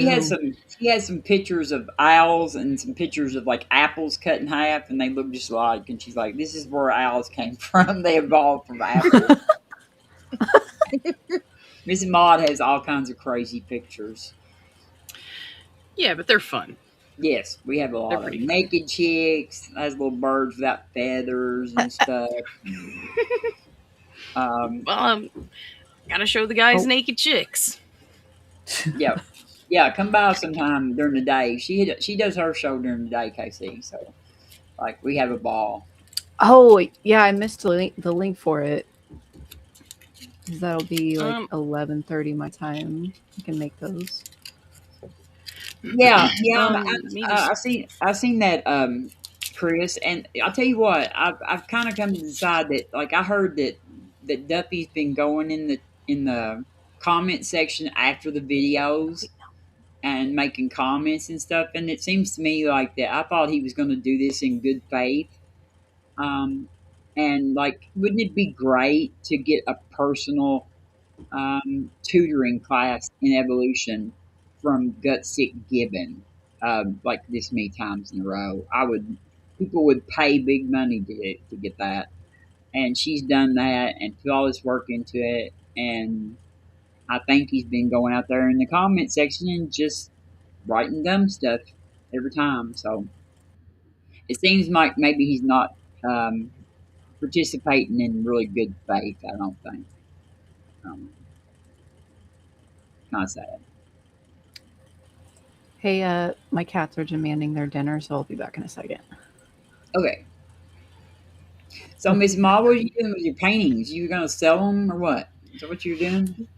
Yeah, actually, I was just talking to my daughter about it earlier because I my whole room everywhere is full. I can't even paint one more thing, or I have nowhere to let them dry or anything. So I got to get rid of the ones that I have, and I'm like, I got this big huge box. I'm putting them all in there, and then I'm gonna sell the ones from in here first, and then I'll go and buy some more paint and stuff. I actually have a whole box full of paint, but I have everything all set up and ready to go. I just need room for everything. Don't you have like a flea market or something around where you live, or?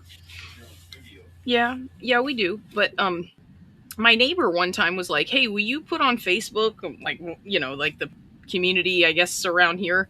He's like, "Will you put on Facebook that I'm having a yard sale?" And I mean, tons of people showed up. So I mean, I'm thinking about just doing it like that and just having them, come right to my house. So this way they're all here and I don't have to travel with them. And even selling them all for like $5 each, I would make a ton of money, Yeah, which well, would that's what totally I take. said.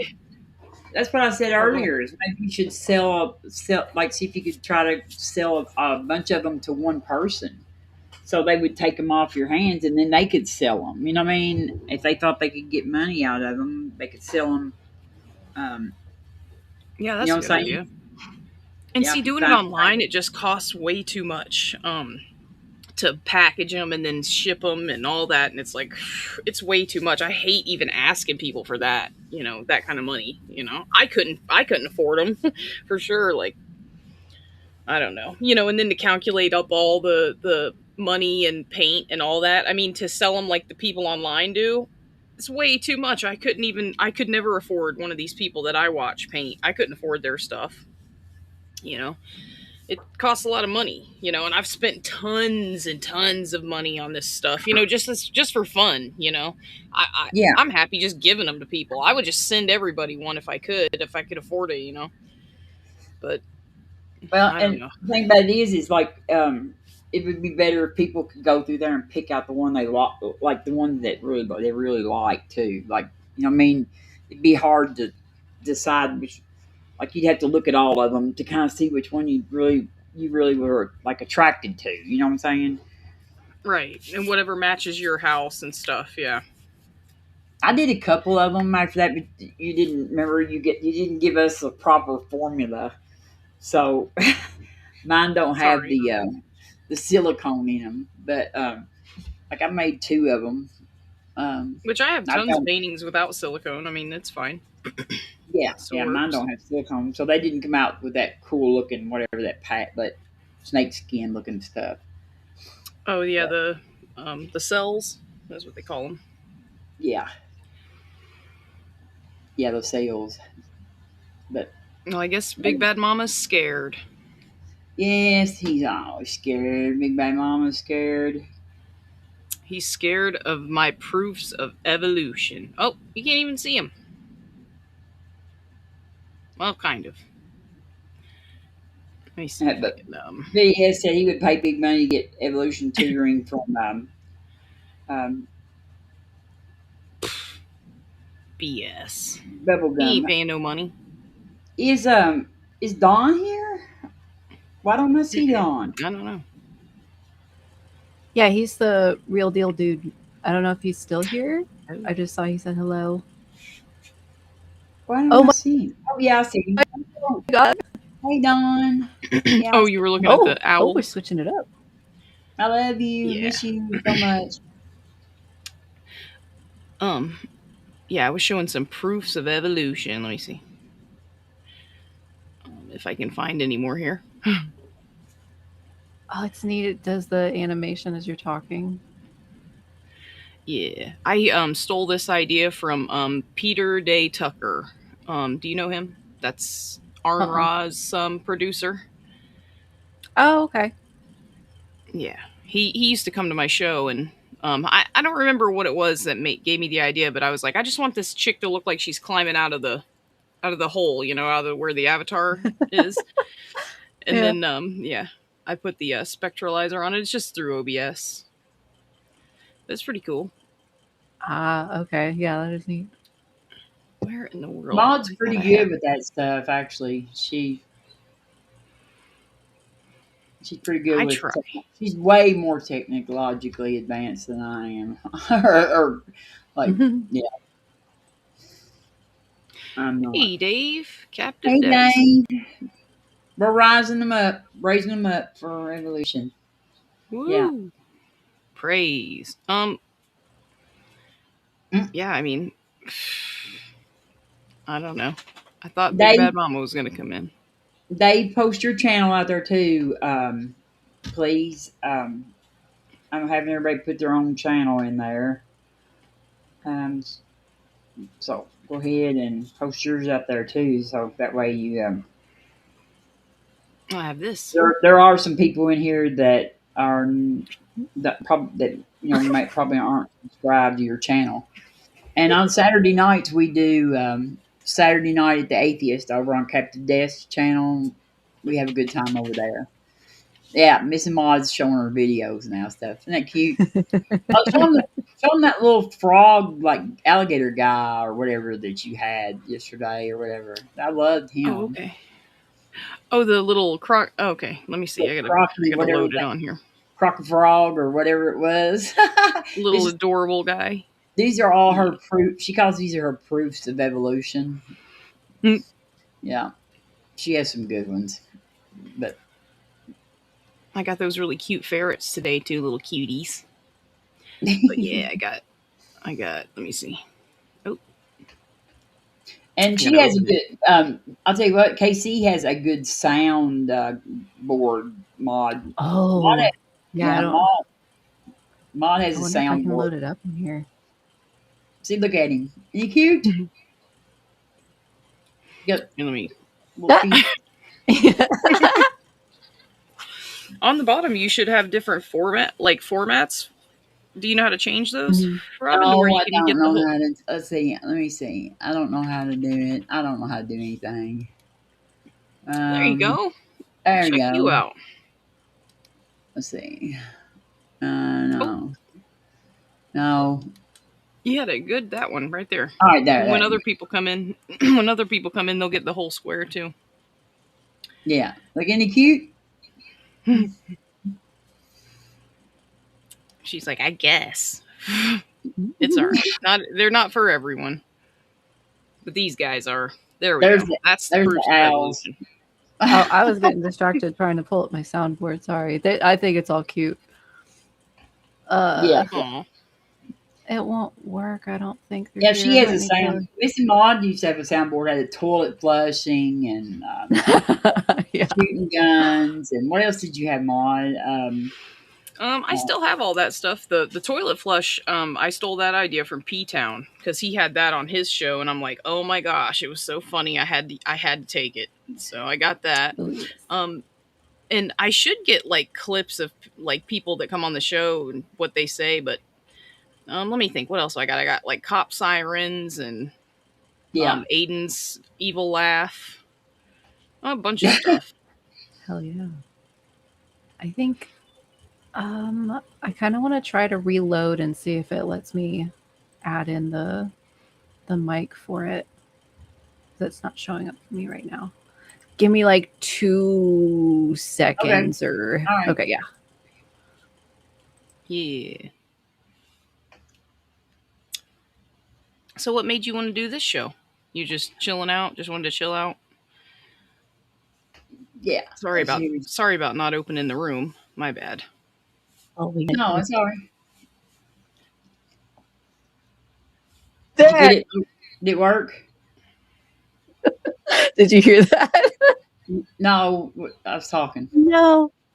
Oh, okay. Well, here. Dead. Oh, yeah. I heard it. Yeah. Thanks, Obama. Obama. How many you got on there, Casey? I'm getting up to about 400 now.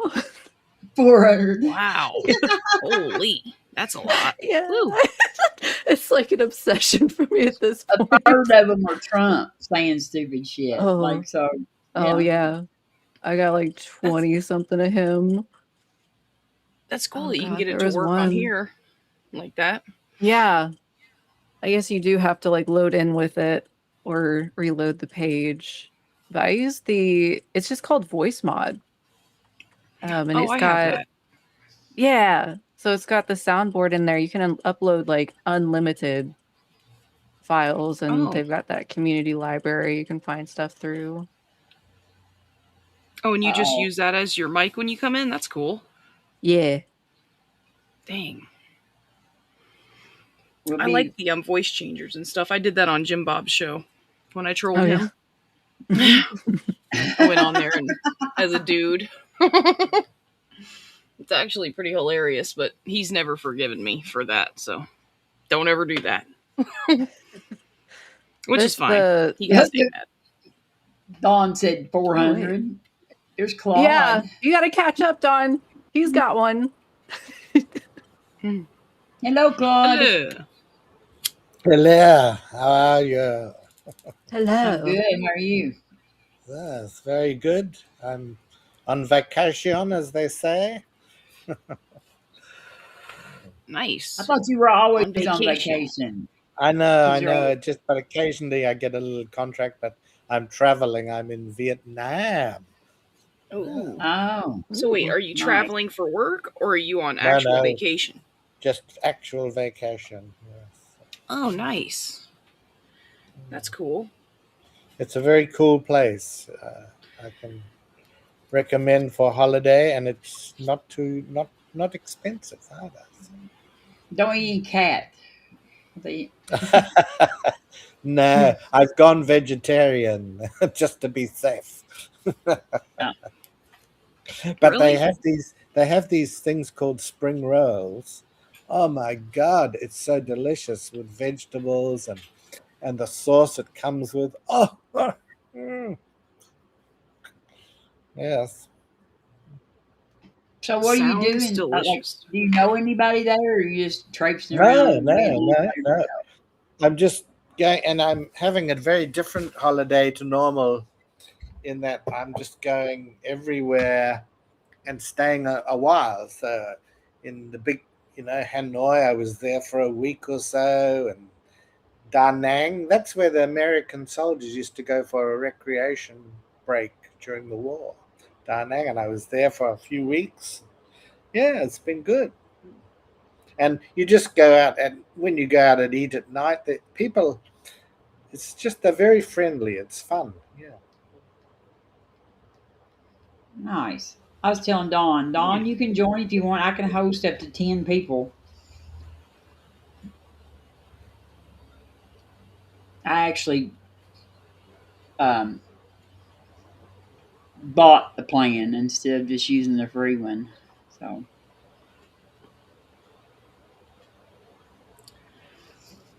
Nice. well, that sounds fun. Which you're always getting to go cool places. Well, sometimes. Yeah. Um, I always say Claude is like the he's like a world spy or something. I don't know what he is. Yes. Double O 07. He's like 007. 007, all right. Yeah. They Yes. call me they call me the spy who loved me. Yes. He's the French version of 007. Well, we have the French Foreign Legion, that's famous. Oh, that's it. Okay, that's what you are then. French Foreign Legion. Yeah, Yes. so we'll say the French, but I like the name Double O's, isn't it?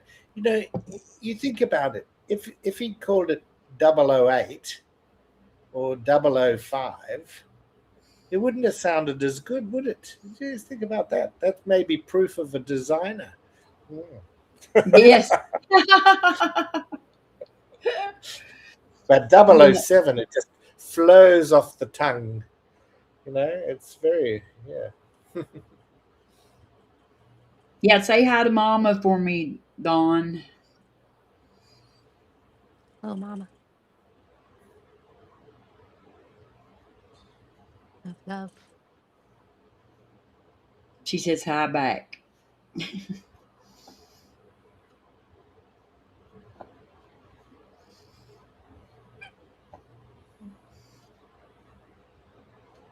Jeep might have been able to make it if I'd told him I was going to be on this early. I've got the next two.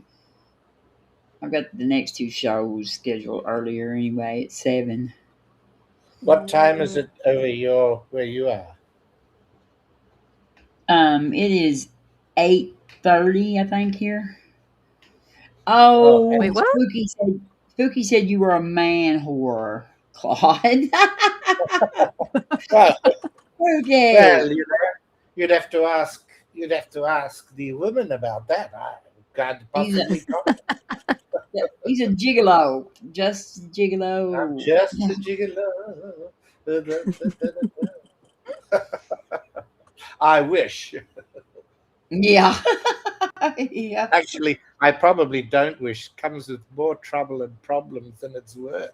Yeah, I would say For a so. few moments of pleasure, a lifetime of pain, as they call it. You're like me. You're too old to be doing all that messing around anyway.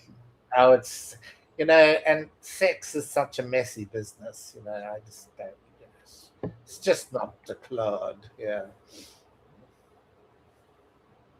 Oh man, You di- I have like several sound bites for this. Okay, go ahead. You got one? Watch him. He's a comer. That Oh, What wait. the? was Sorry, I Trump. was talking to my daughter. That was Trump. Mm-hmm. And we got Harris. Do not come. What? Oh, What? That that That's our reminds me. soundboard. That's our I soundboard. don't. I don't. I don't want to mention them, but at the end of each of Kent Hovind's shows, he's got, and the Spirit and the Bride say, "Come." He's going to come. He talks about it. I don't know how many times. It must be deliberate, surely.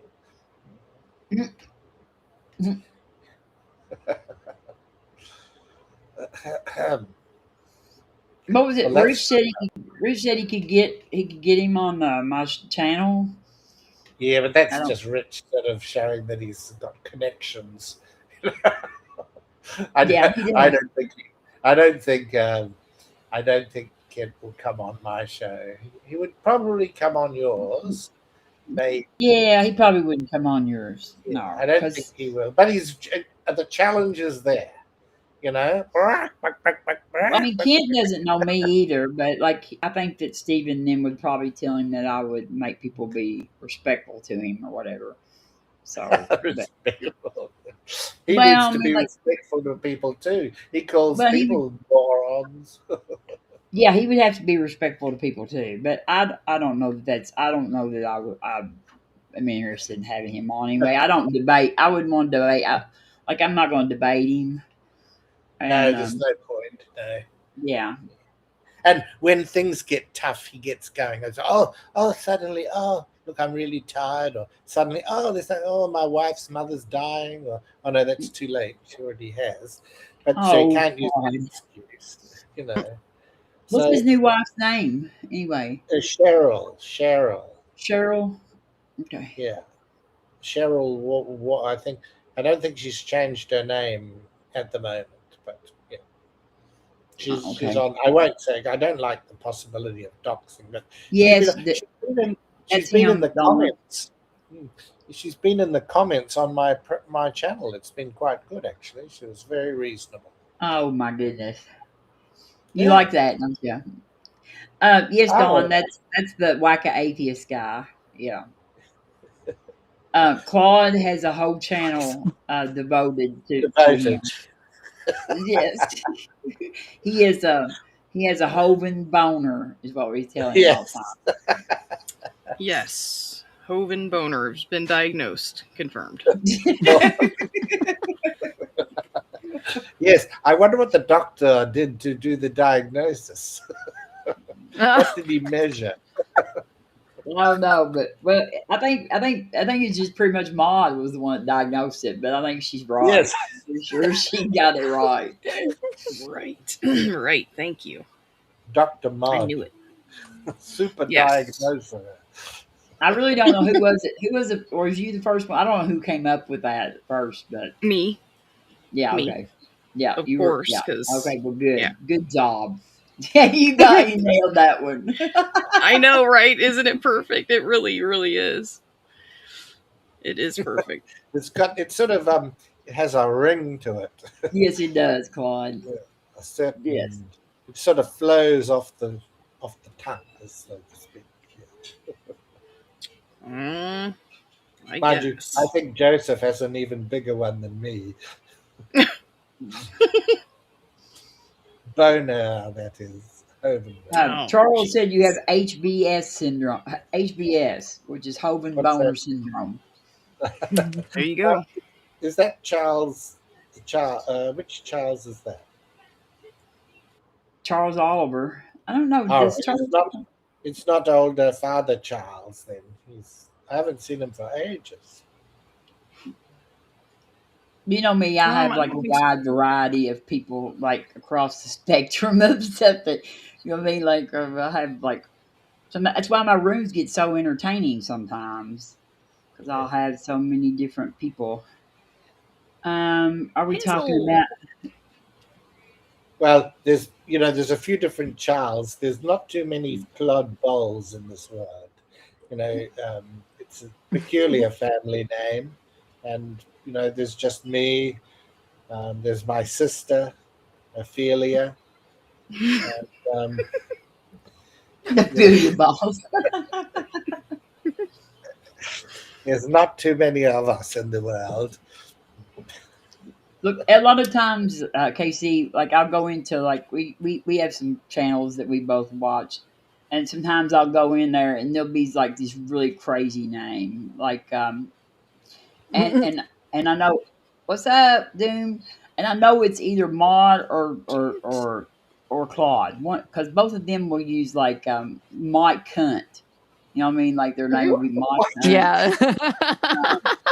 or I would never.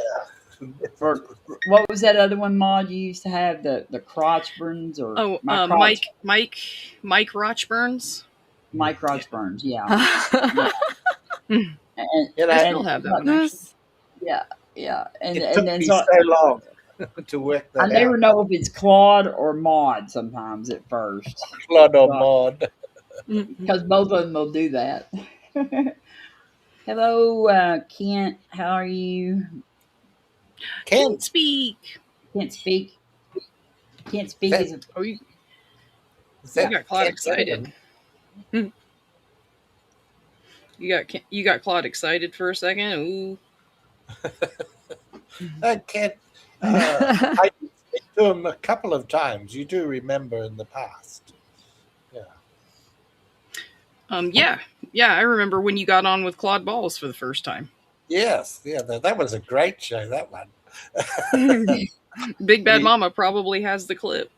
oh, I've got it too. He lost. Kent lost it at the end when he started to get caught out. He said, "Have you ever done anything wrong?" That's what he said. He wouldn't answer the question. He said, "Oh, well, have you ever done anything wrong?" And I said, "Yes, of course, but not with kids." see, That like was I a don't know who classic. that is out in the chat. That Haywood. That Hey, would you blow me? Hey, would you blow me? Is that you? No, no, it's not. He comes to my show too.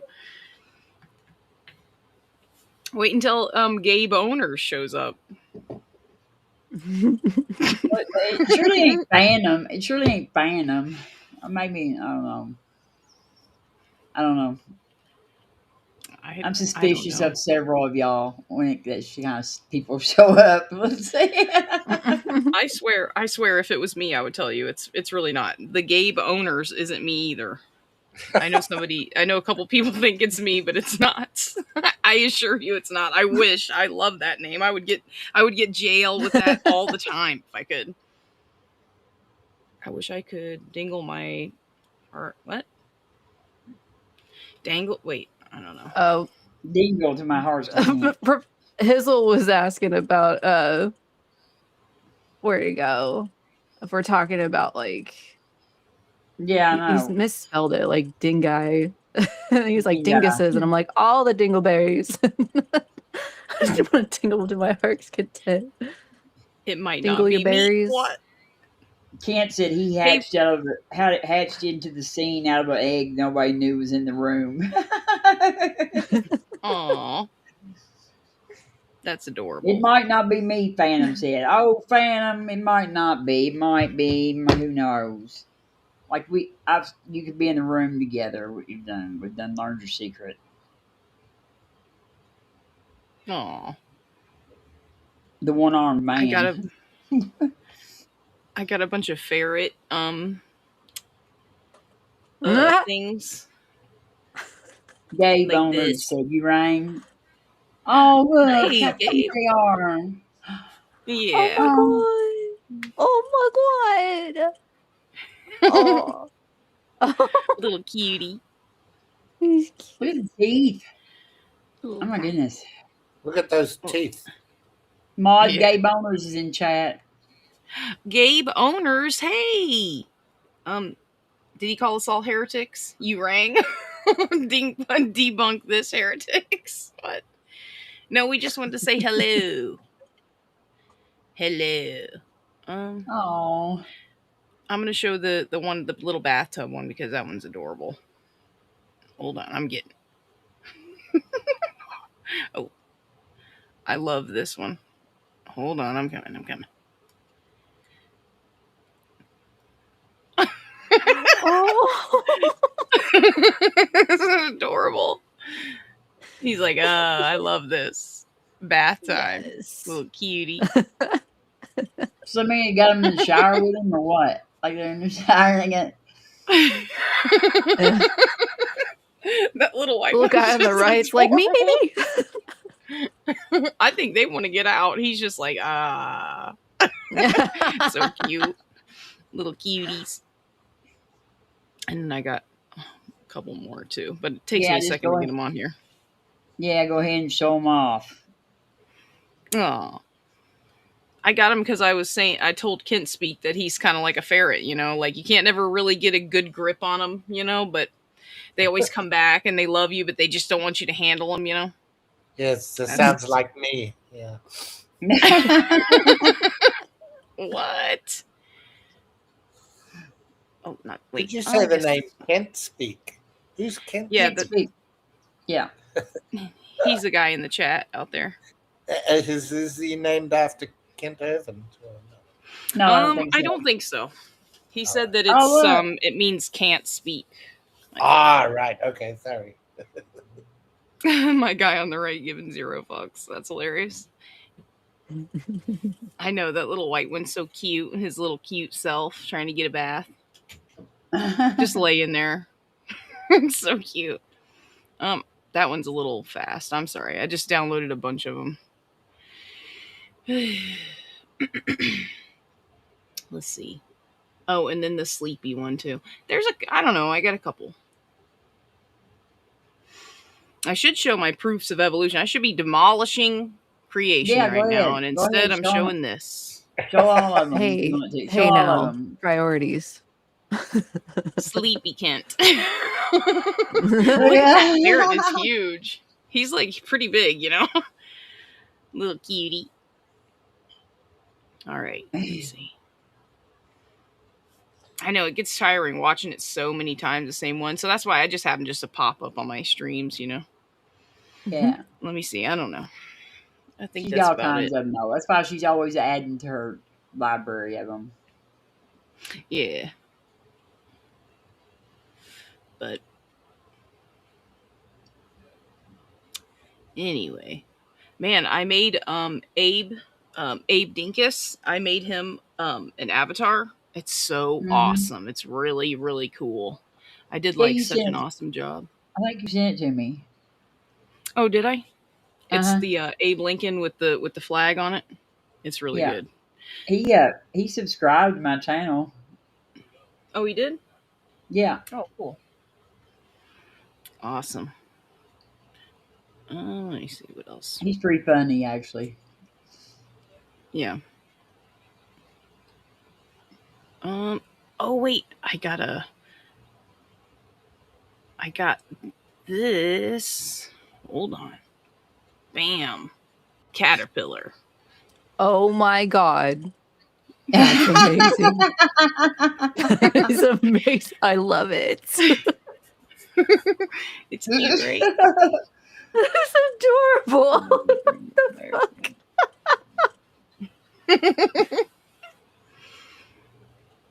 It is a caterpillar. Claude's like, this is so immature. No, is that of the devil? That's what I'm worried about. You're worried. Come on. I'm very worried. This could be, Nah. It's a snake handling type thing, Look, objective ethics. Look at the caterpillar on screen. It's a caterpillar. Oh, here's a really good proof of evolution. Look, all 4 of my cats running hid. They were like, ah! Man, I got stung by a long-haired caterpillar one time, and that shit hurt right under my arm. It was like really the most painful thing ever. What were you doing with a caterpillar under your arm? I just put my arm down on a table, and it, just happened to be there. I didn't see it. Oh Because see, no! when you've never been stung before by stuff like that, you just think the whole world is your just you can do That's whatever you want, and then you get stung. I mean, I must have really hurt him. I probably broke his back or something. I oh don't Hi, think they no! have. Gildace. I don't think they have caterpillars. Do they have? They don't have spines. Like you break his Well, back. whatever it is that holds them together. I'm sure I probably hurt him pretty bad. I mean, he hurt me really bad. Ouch. It was like spreading up my arm too. I was scared it was going to kill me. And actually, they are deadly, but I didn't know that then. Back then, I didn't have a phone. You could just Google, whatever. Oh, Thank you. damn. But yeah, so Missy Maud just collects all these things. These are her proofs of evolution. She says that owls evolved from apples. I wish it was the crow because we could call it the crapple, but instead it's the what? Yeah. Sorry. Sorry. One of our another one of our neighbors died. Oh my gosh, how many neighbors you got? Well, it lives on my road anyway, but You just I have don't to know. stop feeding them that cake. Do you live in a? Do you live in a like senior citizens home or like the area or what? No, and my oh, thank you. No, and my parents, my dad, like I don't know. I don't know what's going on out there. I don't go outside much, but I just heard the news today, so it doesn't matter. Anyway, so that's why I was Anyway. I could tell there was something wrong with you when I logged in. Yeah, it's all right. There is something wrong with me for sure. I don't know if that's what it is, but it's something. Well, I mean Well, more than normal. Yeah. you diagnosed me with a herringbone arm, so you should be able to diagnose yourself. True. Well, I don't know. Depression or something, probably. I don't know. I'm gonna be all right though. Once I start making my millions off of my paintings and my YouTube channel. Yeah, Yeah. and your Well, comedies. I've got a spare. I've got that. Like my daughter, is out there in that house right now. So I've got that little. I've got a Oh, spare nice. bedroom. So you can still always come to Kentucky whenever you want for a little while. I know, I think about that like all the time. I'm like, I would just love to do that, just to visit and meet you and all that. You So I probably do wouldn't think be about that it pretty impressed often. with what we got going on around here, but Uh-oh. Wait, what? I said you probably wouldn't be that impressed with what all's going on around here and where I live. It's Oh, not there exactly. ain't nothing going on here either. We don't have That's good. alligators. And Oh, we have. I think I we would. have less bugs than maybe you do. Like Oh, that's nice. That's definitely a plus. I got plenty of cats. I got plenty of them. The alligators, though, that kind of sucks. I got plenty of nothing. Is there alligators where you are, Claude? No. Vietnam. Well, No, No? Vietnam. yeah, Oh, I don't no, know. I in don't know. Vietnam, I think they do actually some, but not many, and I think it's only in certain. Yeah, that's a funny thing. I did go to a place where they were sort of farming them a bit, but maybe that's the only place because I've not seen any in the rivers, like on the Mekong Delta. I haven't seen any. So, and there's so I many don't even people know what living they have in there. Vietnam. Do they have monkeys there? Do they have monkeys? Yeah, I think so. Yes, they do. Yeah, yeah. The I best know monkey I saw was in Japan, where in Kyoto, and the people were inside the cage and the monkeys were on the outside. It was funny, and it was like a reverse to the normal. So you all went inside this cage, and the monkeys were playing outside the cage.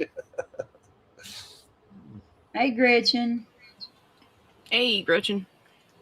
Yeah, and they were probably scared to, I forgot I found a short of a kid. He was holding a long branch like inside of a pen at these monkeys, and they were like, there was like a moat there, and the monkey was kind of looking at it, and he's like, all of a sudden he just jumped for it, and the kid held onto it, and he just escaped. And I'm like, oh my gosh, you just let that freaking monkey out. Now it's gonna die. Either that or who knows what it's gonna do. Remember last year there was a wreck like in Alabama. Somebody wrecked and had monkeys like and ended up like I don't know a bunch of them escaped. They ended up having to shoot them and stuff eventually because they were like Aw. dangerous. Aw. Yeah, Yeah, and see that's what I'm saying. That's they freaking were dumb they were kid running just up and let it down the out. road. They were running up down the interstate in in Alabama. Like they were just running up and down the road. Oh, that was probably. Oh, never mind. Gotta be They were nice. Gotta be they nice. were monkeys that were like some kind of like you know they were doing for some kind of study for or something. They were transporting them and they got out. I guess I don't know. So it was like Planet of the Apes almost, huh? Yeah, I mean they were like running up and down the road, the interstate, side of the interstate. Because I sent it to Thomas, because he was from Alabama, remember? And so like I was like, look, what's going on in Alabama? These monkeys running up and down the road. Watch out for the monkeys. But they were like, don't that they were putting out all kinds of like disclaimers about do not if you see one of them, do not try to catch it or go up to it or whatever because they said that they were not Yeah, they'll rip your face off. yeah well I guess these monkeys were especially like hostile towards people maybe or something. Yeah, Looky because they here, were probably like torturing them. looky here, Maud. You Harambe got wasn't a threat to anybody. Uh-oh. I gotta run, guys. Jeez. Hi. Hizzle! Uh-oh, we are... And Jeez, Hizzle gets a famous. good welcome, but what am I? I'm kidding. I said hi. What the hell? I Chopped, was joking. Hizzle? big bad mama, you're chopped liver. You know that. Yeah. That's Chopped liver. exactly. No, you got my love. That's how I love is with bullying. Sorry. My bad. Great. Hizzle's like, what the hell? I didn't get bullied. I'm No, happy. just kidding. I'm happy to see you, BBM. Fine. Good to see you, Hizzle. Good to see I am too. I everybody. should have brought you up so you could have I should have brought you up when I started the video so I could have got you to explain. Yeah, that was some a of good this. one. Yeah, I did, like he's got 5 parts of it, and I didn't want to watch it all because it'd be just too long, drag, Because, but I'm gonna split it up and just do it in the sections. Cool. You didn't come up fast enough, so I destroyed evolution. Or, yeah. Again? Again. Right. I just can't even stop. Every day she does that. Yeah, exactly. Every day I be killing evolution. Right. Uh, Just fertilizing it. Fertilizing I don't it. believe those are really big. What? Huh? Balls. Is that what he's saying? Big O? Whatever. I don't know. I don't know. Hey Amber, we're not breaking that. We're just for bullshitting. We did a little stuff on. We watched the video that Professor Dave made about debunking creationism, and it's 5 sections. So we just watched like the first section of it. So, but He called us stupid a bunch. Oh. yeah, Sorry. he called him Called- stupid, but he was pretty nice. That was pretty lame, or what do you call it? Lame, not lame, but tame. That's what I'm trying to say. That was pretty tame for Professor Dave. Actually, he didn't. Yeah. Yeah, he didn't call anybody too bad of names. He's pretty good about that. He does have a tendency to kind of like throw an aim out there. Yeah, I'm gonna go back to just listening. I gotta make me some dinner. Mm. But it was Okay. good to chat. Good to Delicious. Yeah, chat. thank I'll you, catch Have a you good all. Casey. one. Love you. Love. Bye. See Wait, ya. how do I get Bye. out of here? Oh, okay, I figured. Okay, bye. You, it's like the Hotel California. You can Let me check out. in, but you can never leave. You Well, you never can- get out. Yeah, Yes. you can check out, but you can never leave. Yeah, check out, but you can never leave. Okay, yeah. I've received 100 messages today with Big real Bad Mama, strange. you're not up the wild areas at the moment. No, not at the moment. Not at a waterfall somewhere, a big waterfall, or Not this week. No. Oh. I have to go up to LA this weekend, and so I'm just waiting on that. That's exciting. It'll be fun. What I'm going would to a you do? space Go music the, concert. Concert. Right. Yeah. Space music. Yeah, I don't want to say Space exactly music. who I'm seeing, but Okay. yeah, don't belong. yeah, Don't belong to space music. Let me guess. What else would I call it? Let's see. Ambient, maybe would be Oh. a good term. Okay. Do you It's like a- watching? What, Mom? Echo- I'm just laughing. do you like listening to echoes on PBS or NPR at night? I haven't heard it, I don't think. It's a show that plays a lot of ambience type music. Oh, cool. It's been on NPR for years and years, since I was a kid at least. Who hosts it? There's been a couple people over the years. Currently,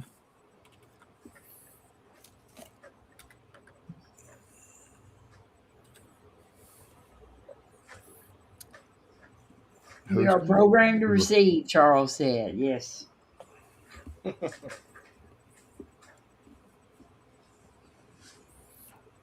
where?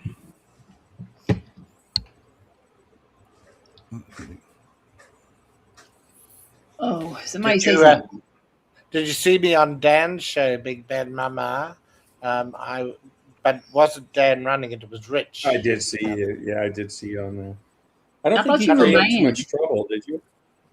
But I was banned from the comments, but I could get on the show. I know, that's ridiculous.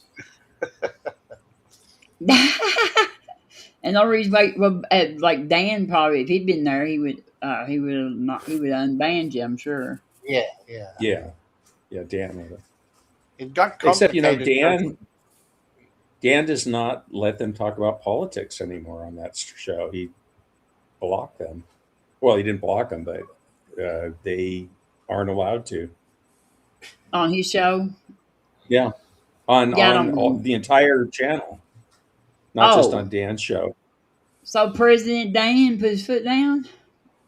Yeah, and I told Stephen Boland that, yeah, well, if Dan's politics were like yours, he would have no problem with you spouting them on your show. But since they're not, he's got a problem with it.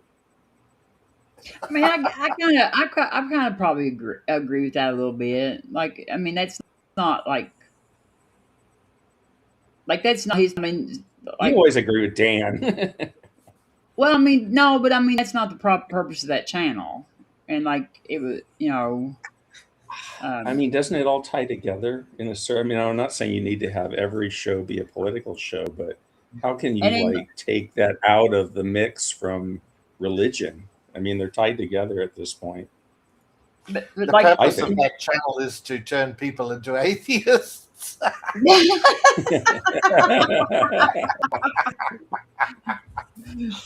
that's funny, Claude. That's a bit naughty. Have you seen that channel before, Hizzle? The Proverbs guys? Oh yeah, I've watched them a couple times, or Yeah. I'm not The impressed. funniest bit was when Achilles was making some claim about 90% of people accepting not believing in evolution or something, and Stephen says yes, the intelligent half, Yeah. 90% and half. It just makes it worse. It just makes it so much worse. Well, to be honest, their recent attacks on evolution kind of led me to just focus on that this little bit next couple of weeks. But I thought you meant led you to Christ. no, it don't bother. I mean, like it really don't like. When you don't know what you don't know, I think maybe.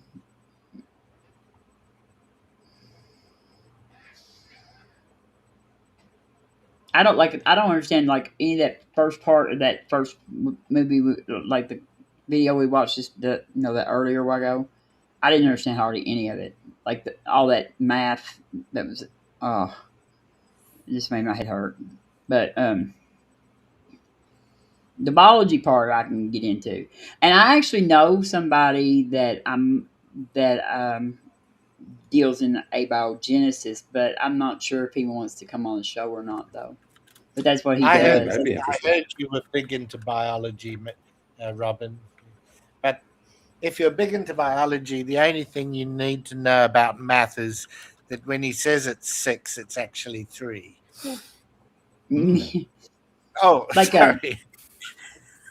yeah, this person's like they're in in college for that, and that's the origin of the life stuff. But they just don't like I don't think they want to answer. They don't want to like do a show where they have to answer questions to people that don't believe in it.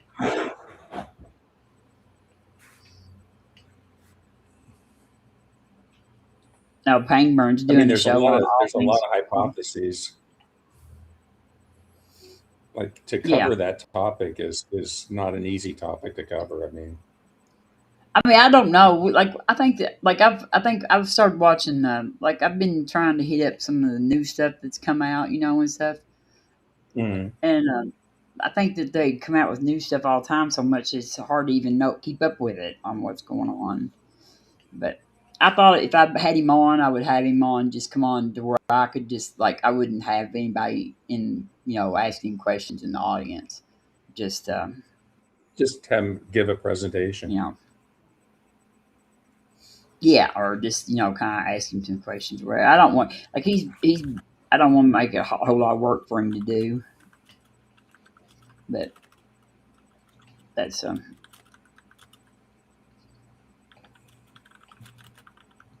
I don't want. He's probably got enough work to do. I think he's out of school now, isn't he, Hazel? Marshmallow. No. Marshmallow. No. Oh, is he not? No, it's a straight through program. He works all year long. Oh, okay. Yeah. Yes, happy everybody. Yes. Happy Pride. Yep. Yep.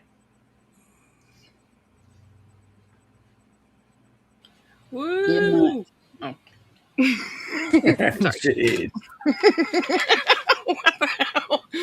I was trying to get up there, but yo, resist. You're the only gay member on this panel right now. Oh. Didn't you admit you're here, some stuff Big happened Bad in the past?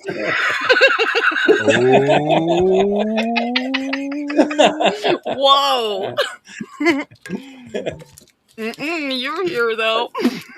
Oh, good one. I'm just kidding. I'm just trying to steal it from Aiden. What the heck? The fuck? What's no, he you. About?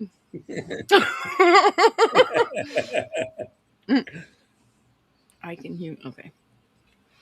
No, y'all were talking about Robbie. You're talking about monkeys that got escaped or something.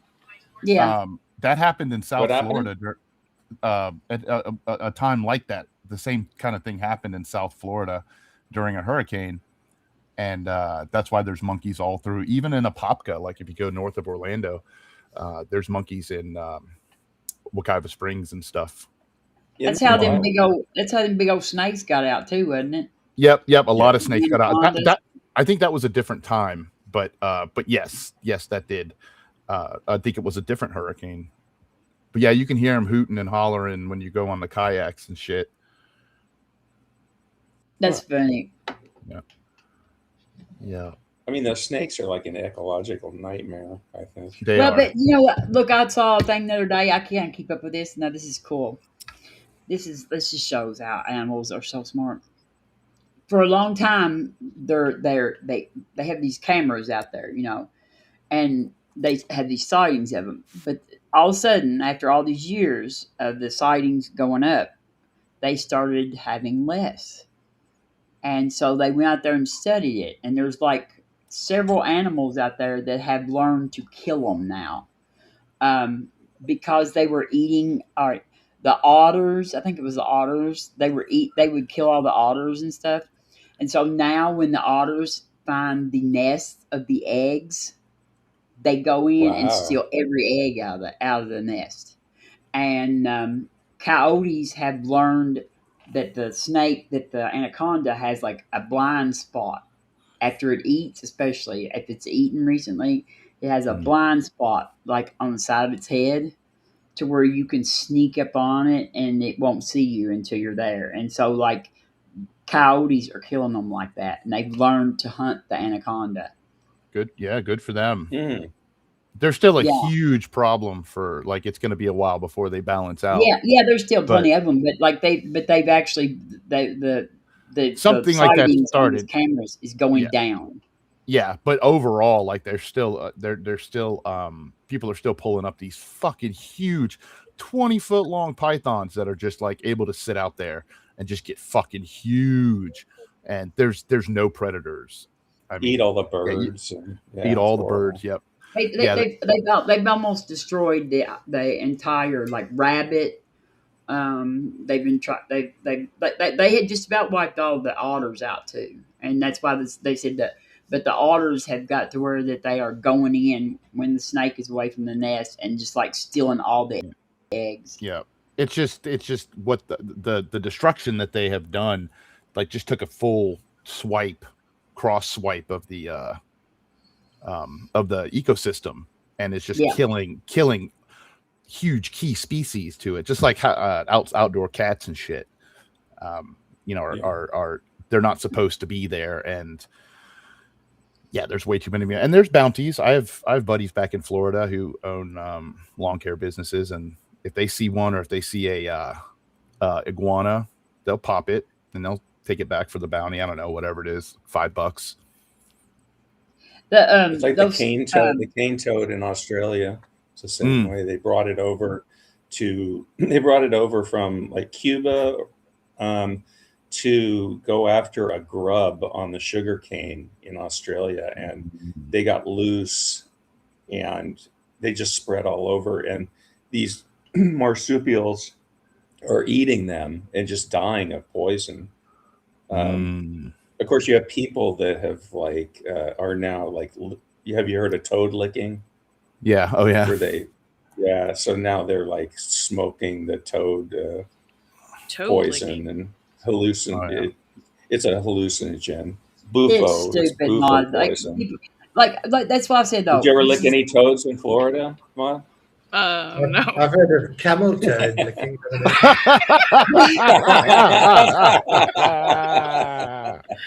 Claude. I've never tried it. These are the people. Never tried. Those people are the one. Those are the people that I said that we messed up when we started putting warning labels on stuff.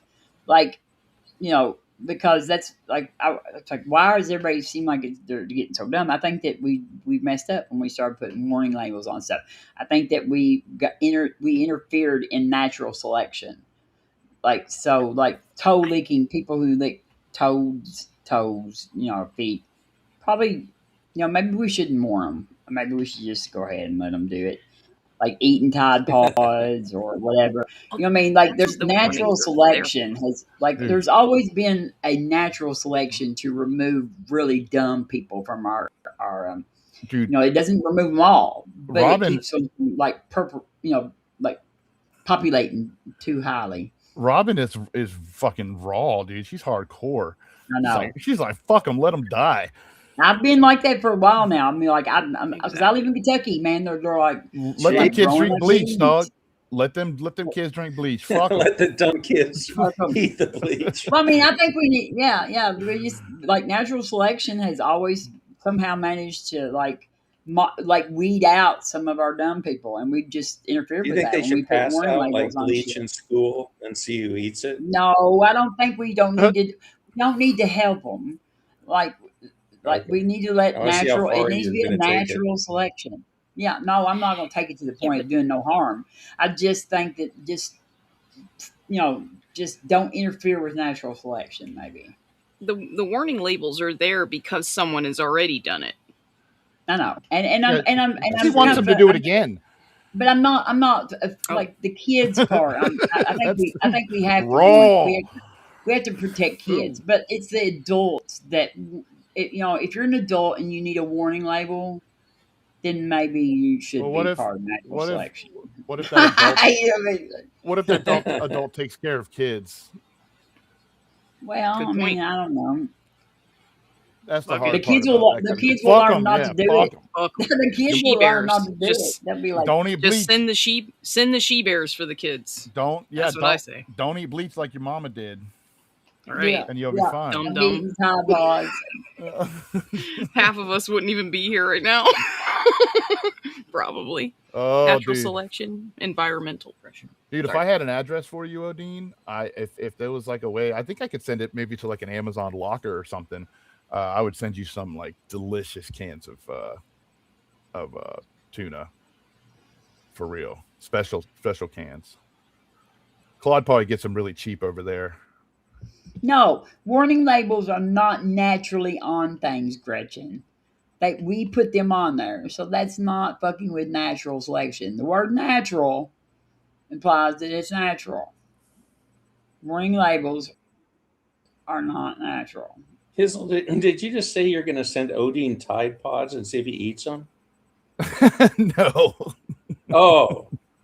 No, tuna. Canned tuna. Okay. Canned tuna. That's not very nice. No, never. No, I would send him some. He said he's looking at my canned tuna collection and drooling. I do have a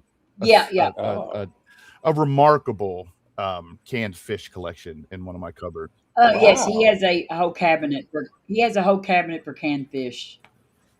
Were you guys saying about warning labels? Were you earlier? Yes. Or did I miss it? Robin wants to get rid of all warning labels. Yeah, because Ricky Gervais, who's that British comedian, he was saying that do you realize how stupid the average person is and holding an election and deciding who's going to be the government? And then he says, fancy have a warning label on bleach, caution, do not drink.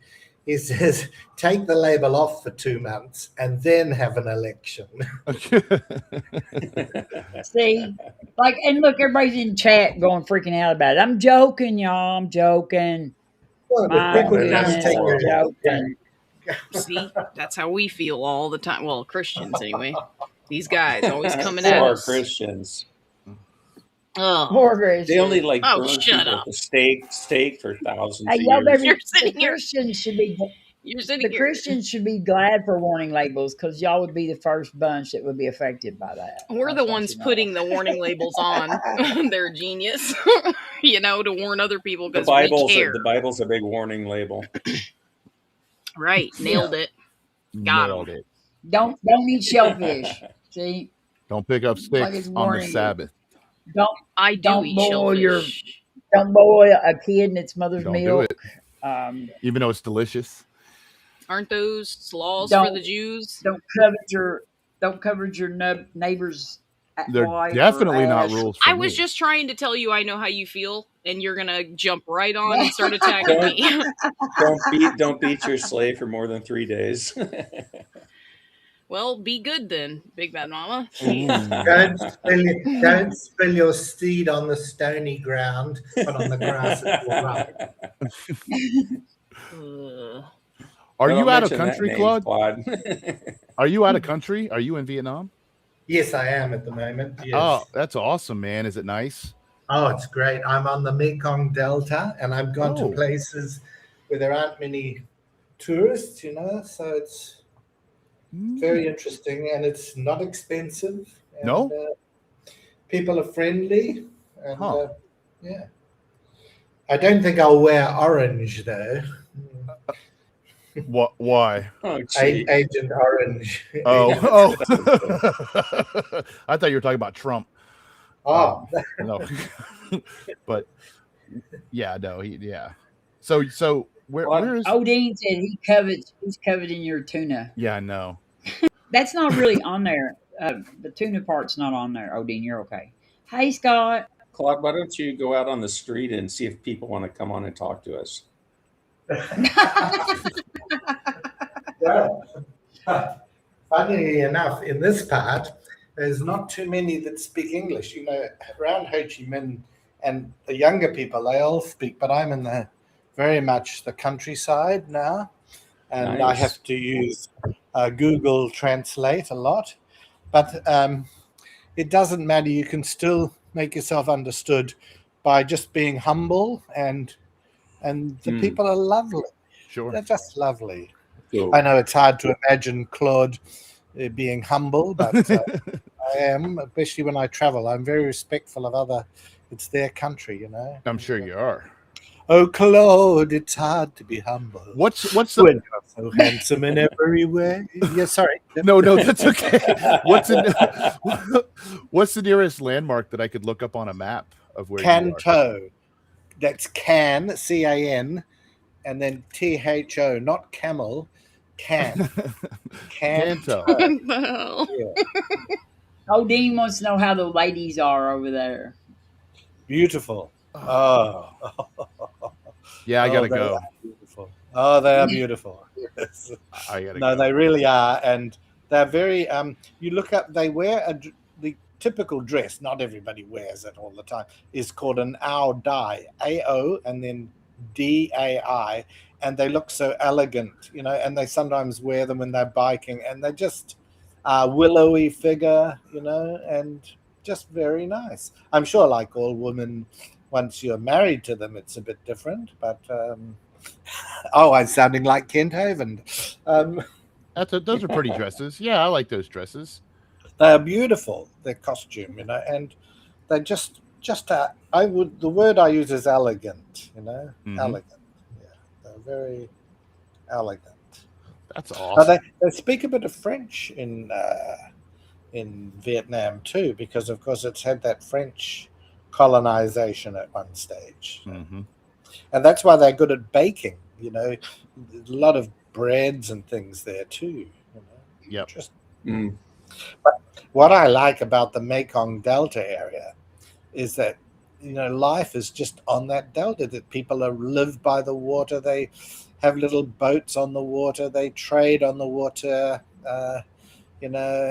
The markets are on the water, and the genuine ones too. So it's just a whole new world. I could have just been and gone and did the whole thing in a week, but I'm saying several weeks, so I can just relax and get into the. You're paying in American dollars for a hotel that's quite reasonable. It's not a 5-star, but you're paying probably 20, 30 American dollars. Oh, man. One night. Pretty good. You can go even cheaper if you want. That You is would And think for that the French in Federal Da Legion Nang. would be paying for your motel room. Well, in Da Nang, which is that place where the Americans, beautiful beach and stuff, it was to stay in a 4-star hotel, beautiful breakfast. It was 45 American dollars. Good Lord. Really good. Yeah. Jeez. And the people were so friendly, and they'd come and I was staying there for over a week, and normally people stay 2 or 3 days. So that every day they'd come and make sure, you're happy, everything good. Where else do you get that? Yeah. Yeah. I would say you're very popular, Claude. Yes. Well, there is the certain physical element to my You ever talk But about I Kent couldn't- Hovind to the people, Claude? Well, I tried, you know. You haven't been like showing off. You haven't been showing the videos and stuff, have you? And then the police came along and tried because there was such a crowd had gathered. Everybody's like, Nice. "Who is Kent Hovind?" I don't know. Somebody he's rambling on about. I'm It's sure quite some people funny. over there know. I had a funny experience many years ago in China. I went on a tour, and normally I just do it by myself. This was a tour, and I'd been in the market and I'd bought some stuff, and I came back to wait for the group to, and then I started to pretend to try and sell the things I'd just bought. Well, all the locals gather, and it ended up a big crowd of about 100 people. And anyway, the guides thought something was going wrong, and all it was, all these people were laughing, and I was laughing as I tried to sell them the shit that I just bought back. You can have a lot of fun just, being yourself. Yeah, that's cool. That's awesome. They are interesting for the religion. There's probably about 15-20% Catholic, especially in the South, but mostly it's the Buddhism or derivatives of Buddhism that's the main religion there. But they all get on. You see, this is the crazy thing. There's no fighting or arguments. It doesn't matter to people what religion they are, which is great. Yeah. Well, look how they forgave the American people for what the Americans did over there, Oh, Yeah. God. I mean, they could have held a grudge for decades because of that stuff. Yeah, no, they don't. They're very, very good. And they don't. Yeah. Yeah. Not our best. Not our best. Nope. No, it was horrible. We just keep, like, walking out and, like, finding like, something to step in and just stomp it. Like, instead of walking around shit, we tend to stomp it. Like, we just like to just stomp in it. I mean, I do have to say it's not a very free society. When I was on a taxi car and the taxi got stopped by the police and he was visibly shaken. He had to stop afterwards. I think it was a shakedown. And afterwards he had to stop for a smoke, and there's a lot of, it's not, and despite it being supposedly a communist country, a socialist, there's no benefits of any sort, no pension, no nothing. So but the people themselves are just wonderful. Yeah. So I felt so sorry for the taxi driver. I gave him a bit of extra money. I said this to cover, whatever you had to pay. Yeah. Mm. Not much for us. Do they have universal health care, Claude? Oh no, definitely not. No, nothing. That's it. That's the funny thing. Not the funny thing, but no, there's no healthcare whatsoever. You pay or you don't get. Yeah, I think that. Is it cheaper? Most of the countries that are in moderate, like industrialized, have, but like I don't think Vietnam is considered industrialized. No, but I tell you what, it's going ahead. The economy's going ahead very well. Yeah, so. If you got sick, could you get reasonable health care there? You could if you had some money. Yes. Okay. Yeah, I mean it's all funnily enough, I walked past a few different hospitals. They were crowded, but it's no different to hospitals in Europe or America, Australia or America. It's all very busy. Yeah. And I guess it's all relative, so it might seem cheap to us, but probably the income of the people there, let me calculate it back, and it's probably $60 American a week. It's not huge. So you have to live cheaply because you're only earning X amount. Yeah. BS, don't be pulling that thing out there. It's our BS not to be pulling it out there. What? Oh shit, guys! I just have to disappear. Because the place I'm staying has breakfast, which finishes in half an hour, so I'm going to eat it. When I come back, because I'm too mean to buy breakfast elsewhere. If you're still on, I'll come back. I'm probably gonna shut it down here in a minute, Claude. I Well, wasn't gonna stay on don't let too me be long. the cause of that. But No, you're not. I wasn't. I just wasn't gonna do very long streams. Way to 'Cause I was go, gonna. Claude. I was gonna do Yeah, stuff. I was thanks. gonna. I've got several streams planned. I was gonna do some like a few. I'll probably be on tomorrow night too. Like, and I don't know. I'm gonna do. I became a great aunt today though, y'all. She weighed Oh, eight. wow. Congratulations. Congratulations. Yeah, she weighed 8 pounds 2.5 ounces and had a Sweet. head full of dark hair. Aw. And I haven't got to see her though, but like, and nobody's even sent me a picture of her. But they went down there. Mom and Dad and Tara rode down there to see her. So she was Aw. she didn't have her here though. She was like an hour away. She went. So Nice. Cool. and I don't know what her name is. I'm Aw. only an average uncle. I'm sorry, Kurt. I'm a great Oh, aunt. Kurt. Yeah, so. Hi, Kurt. I may never be a grandma, but I'm a great aunt. Aw. I'm a grandma. Jeez. Yay. You sound thrilled. Oof. So, What's I that mean, song? Yes, I'm my it own was grandpa. a big baby. Yeah, it was a big baby. That like Saturday was her due date, and if she hadn't went by Saturday, they said they were going to induce her this morning. So I knew the baby was probably pretty big, or they would have let her go over like a few days. But it wasn't as big as my oldest one was 10 pounds 1/4 ounce. So, Wow. yes, I had C-sections though, both with mine. Oh, I was going Me to say too. that sounds horribly painful. I But mean, now I was look- C-sections 10 are pretty cool too, I was but- 10'8", 10 Wow. pounds 8 ounces, and a vaginal birth with no. Oh, she God. took a Motrin.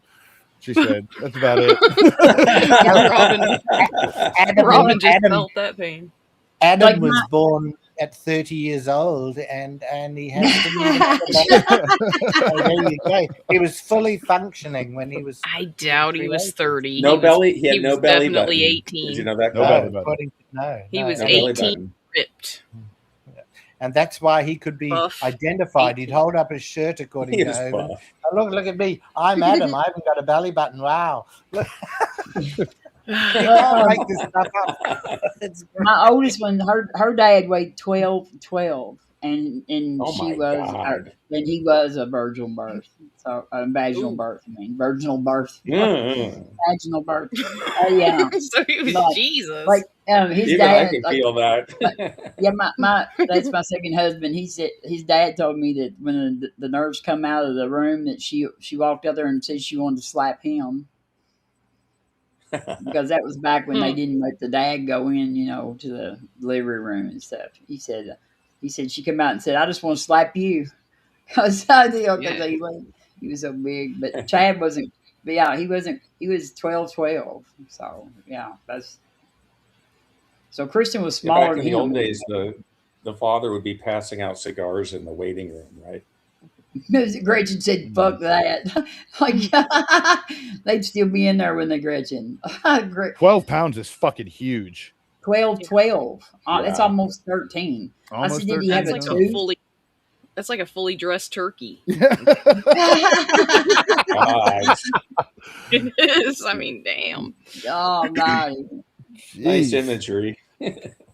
Sorry. I know 10 pounds. Like 10 pounds was like there was like it was like she had like it was just like there was no. You know what I mean? Like I felt like there was just like, oh, you were just like every time she would move, I would just go nuts. You know what I mean? Like it was just, and I had her like 2 weeks early.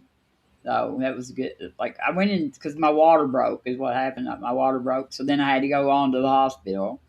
And I was in labor for 17 hours before they did the C-section. Damn. Wow. And they kept telling me, we can feel her head in the birth canal. That's what they kept telling me. And when she was born, her head was as big as a basketball and just as round. I was like, that baby's head has never been anywhere near a birth canal. Never, ever even looked at it. Oh. That's what they did. They knocked me out finally because her like I kept making them wait for a while, and they told me that um, her like her blood. I mean, her heartbeat was going down or whatever. She's getting in distress, is what they said. She was very blue when she was born. Very blue. Mm. She looked sort of like a Smurf when she was born.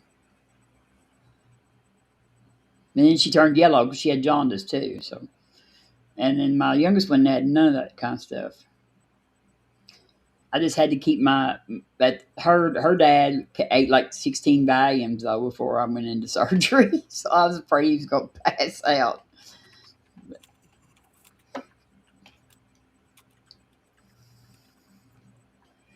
Bye, Claude. Bob's off to breakfast. Yep. I don't blame him. I'd get over there too. It'd be gone. You might have missed already. People might have ate all the good shit before you get in there.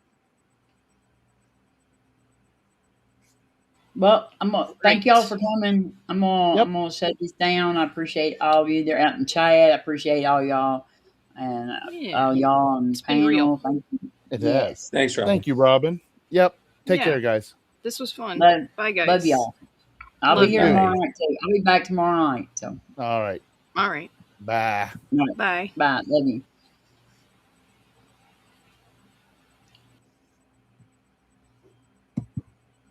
I got to figure out how to shut this thing down again.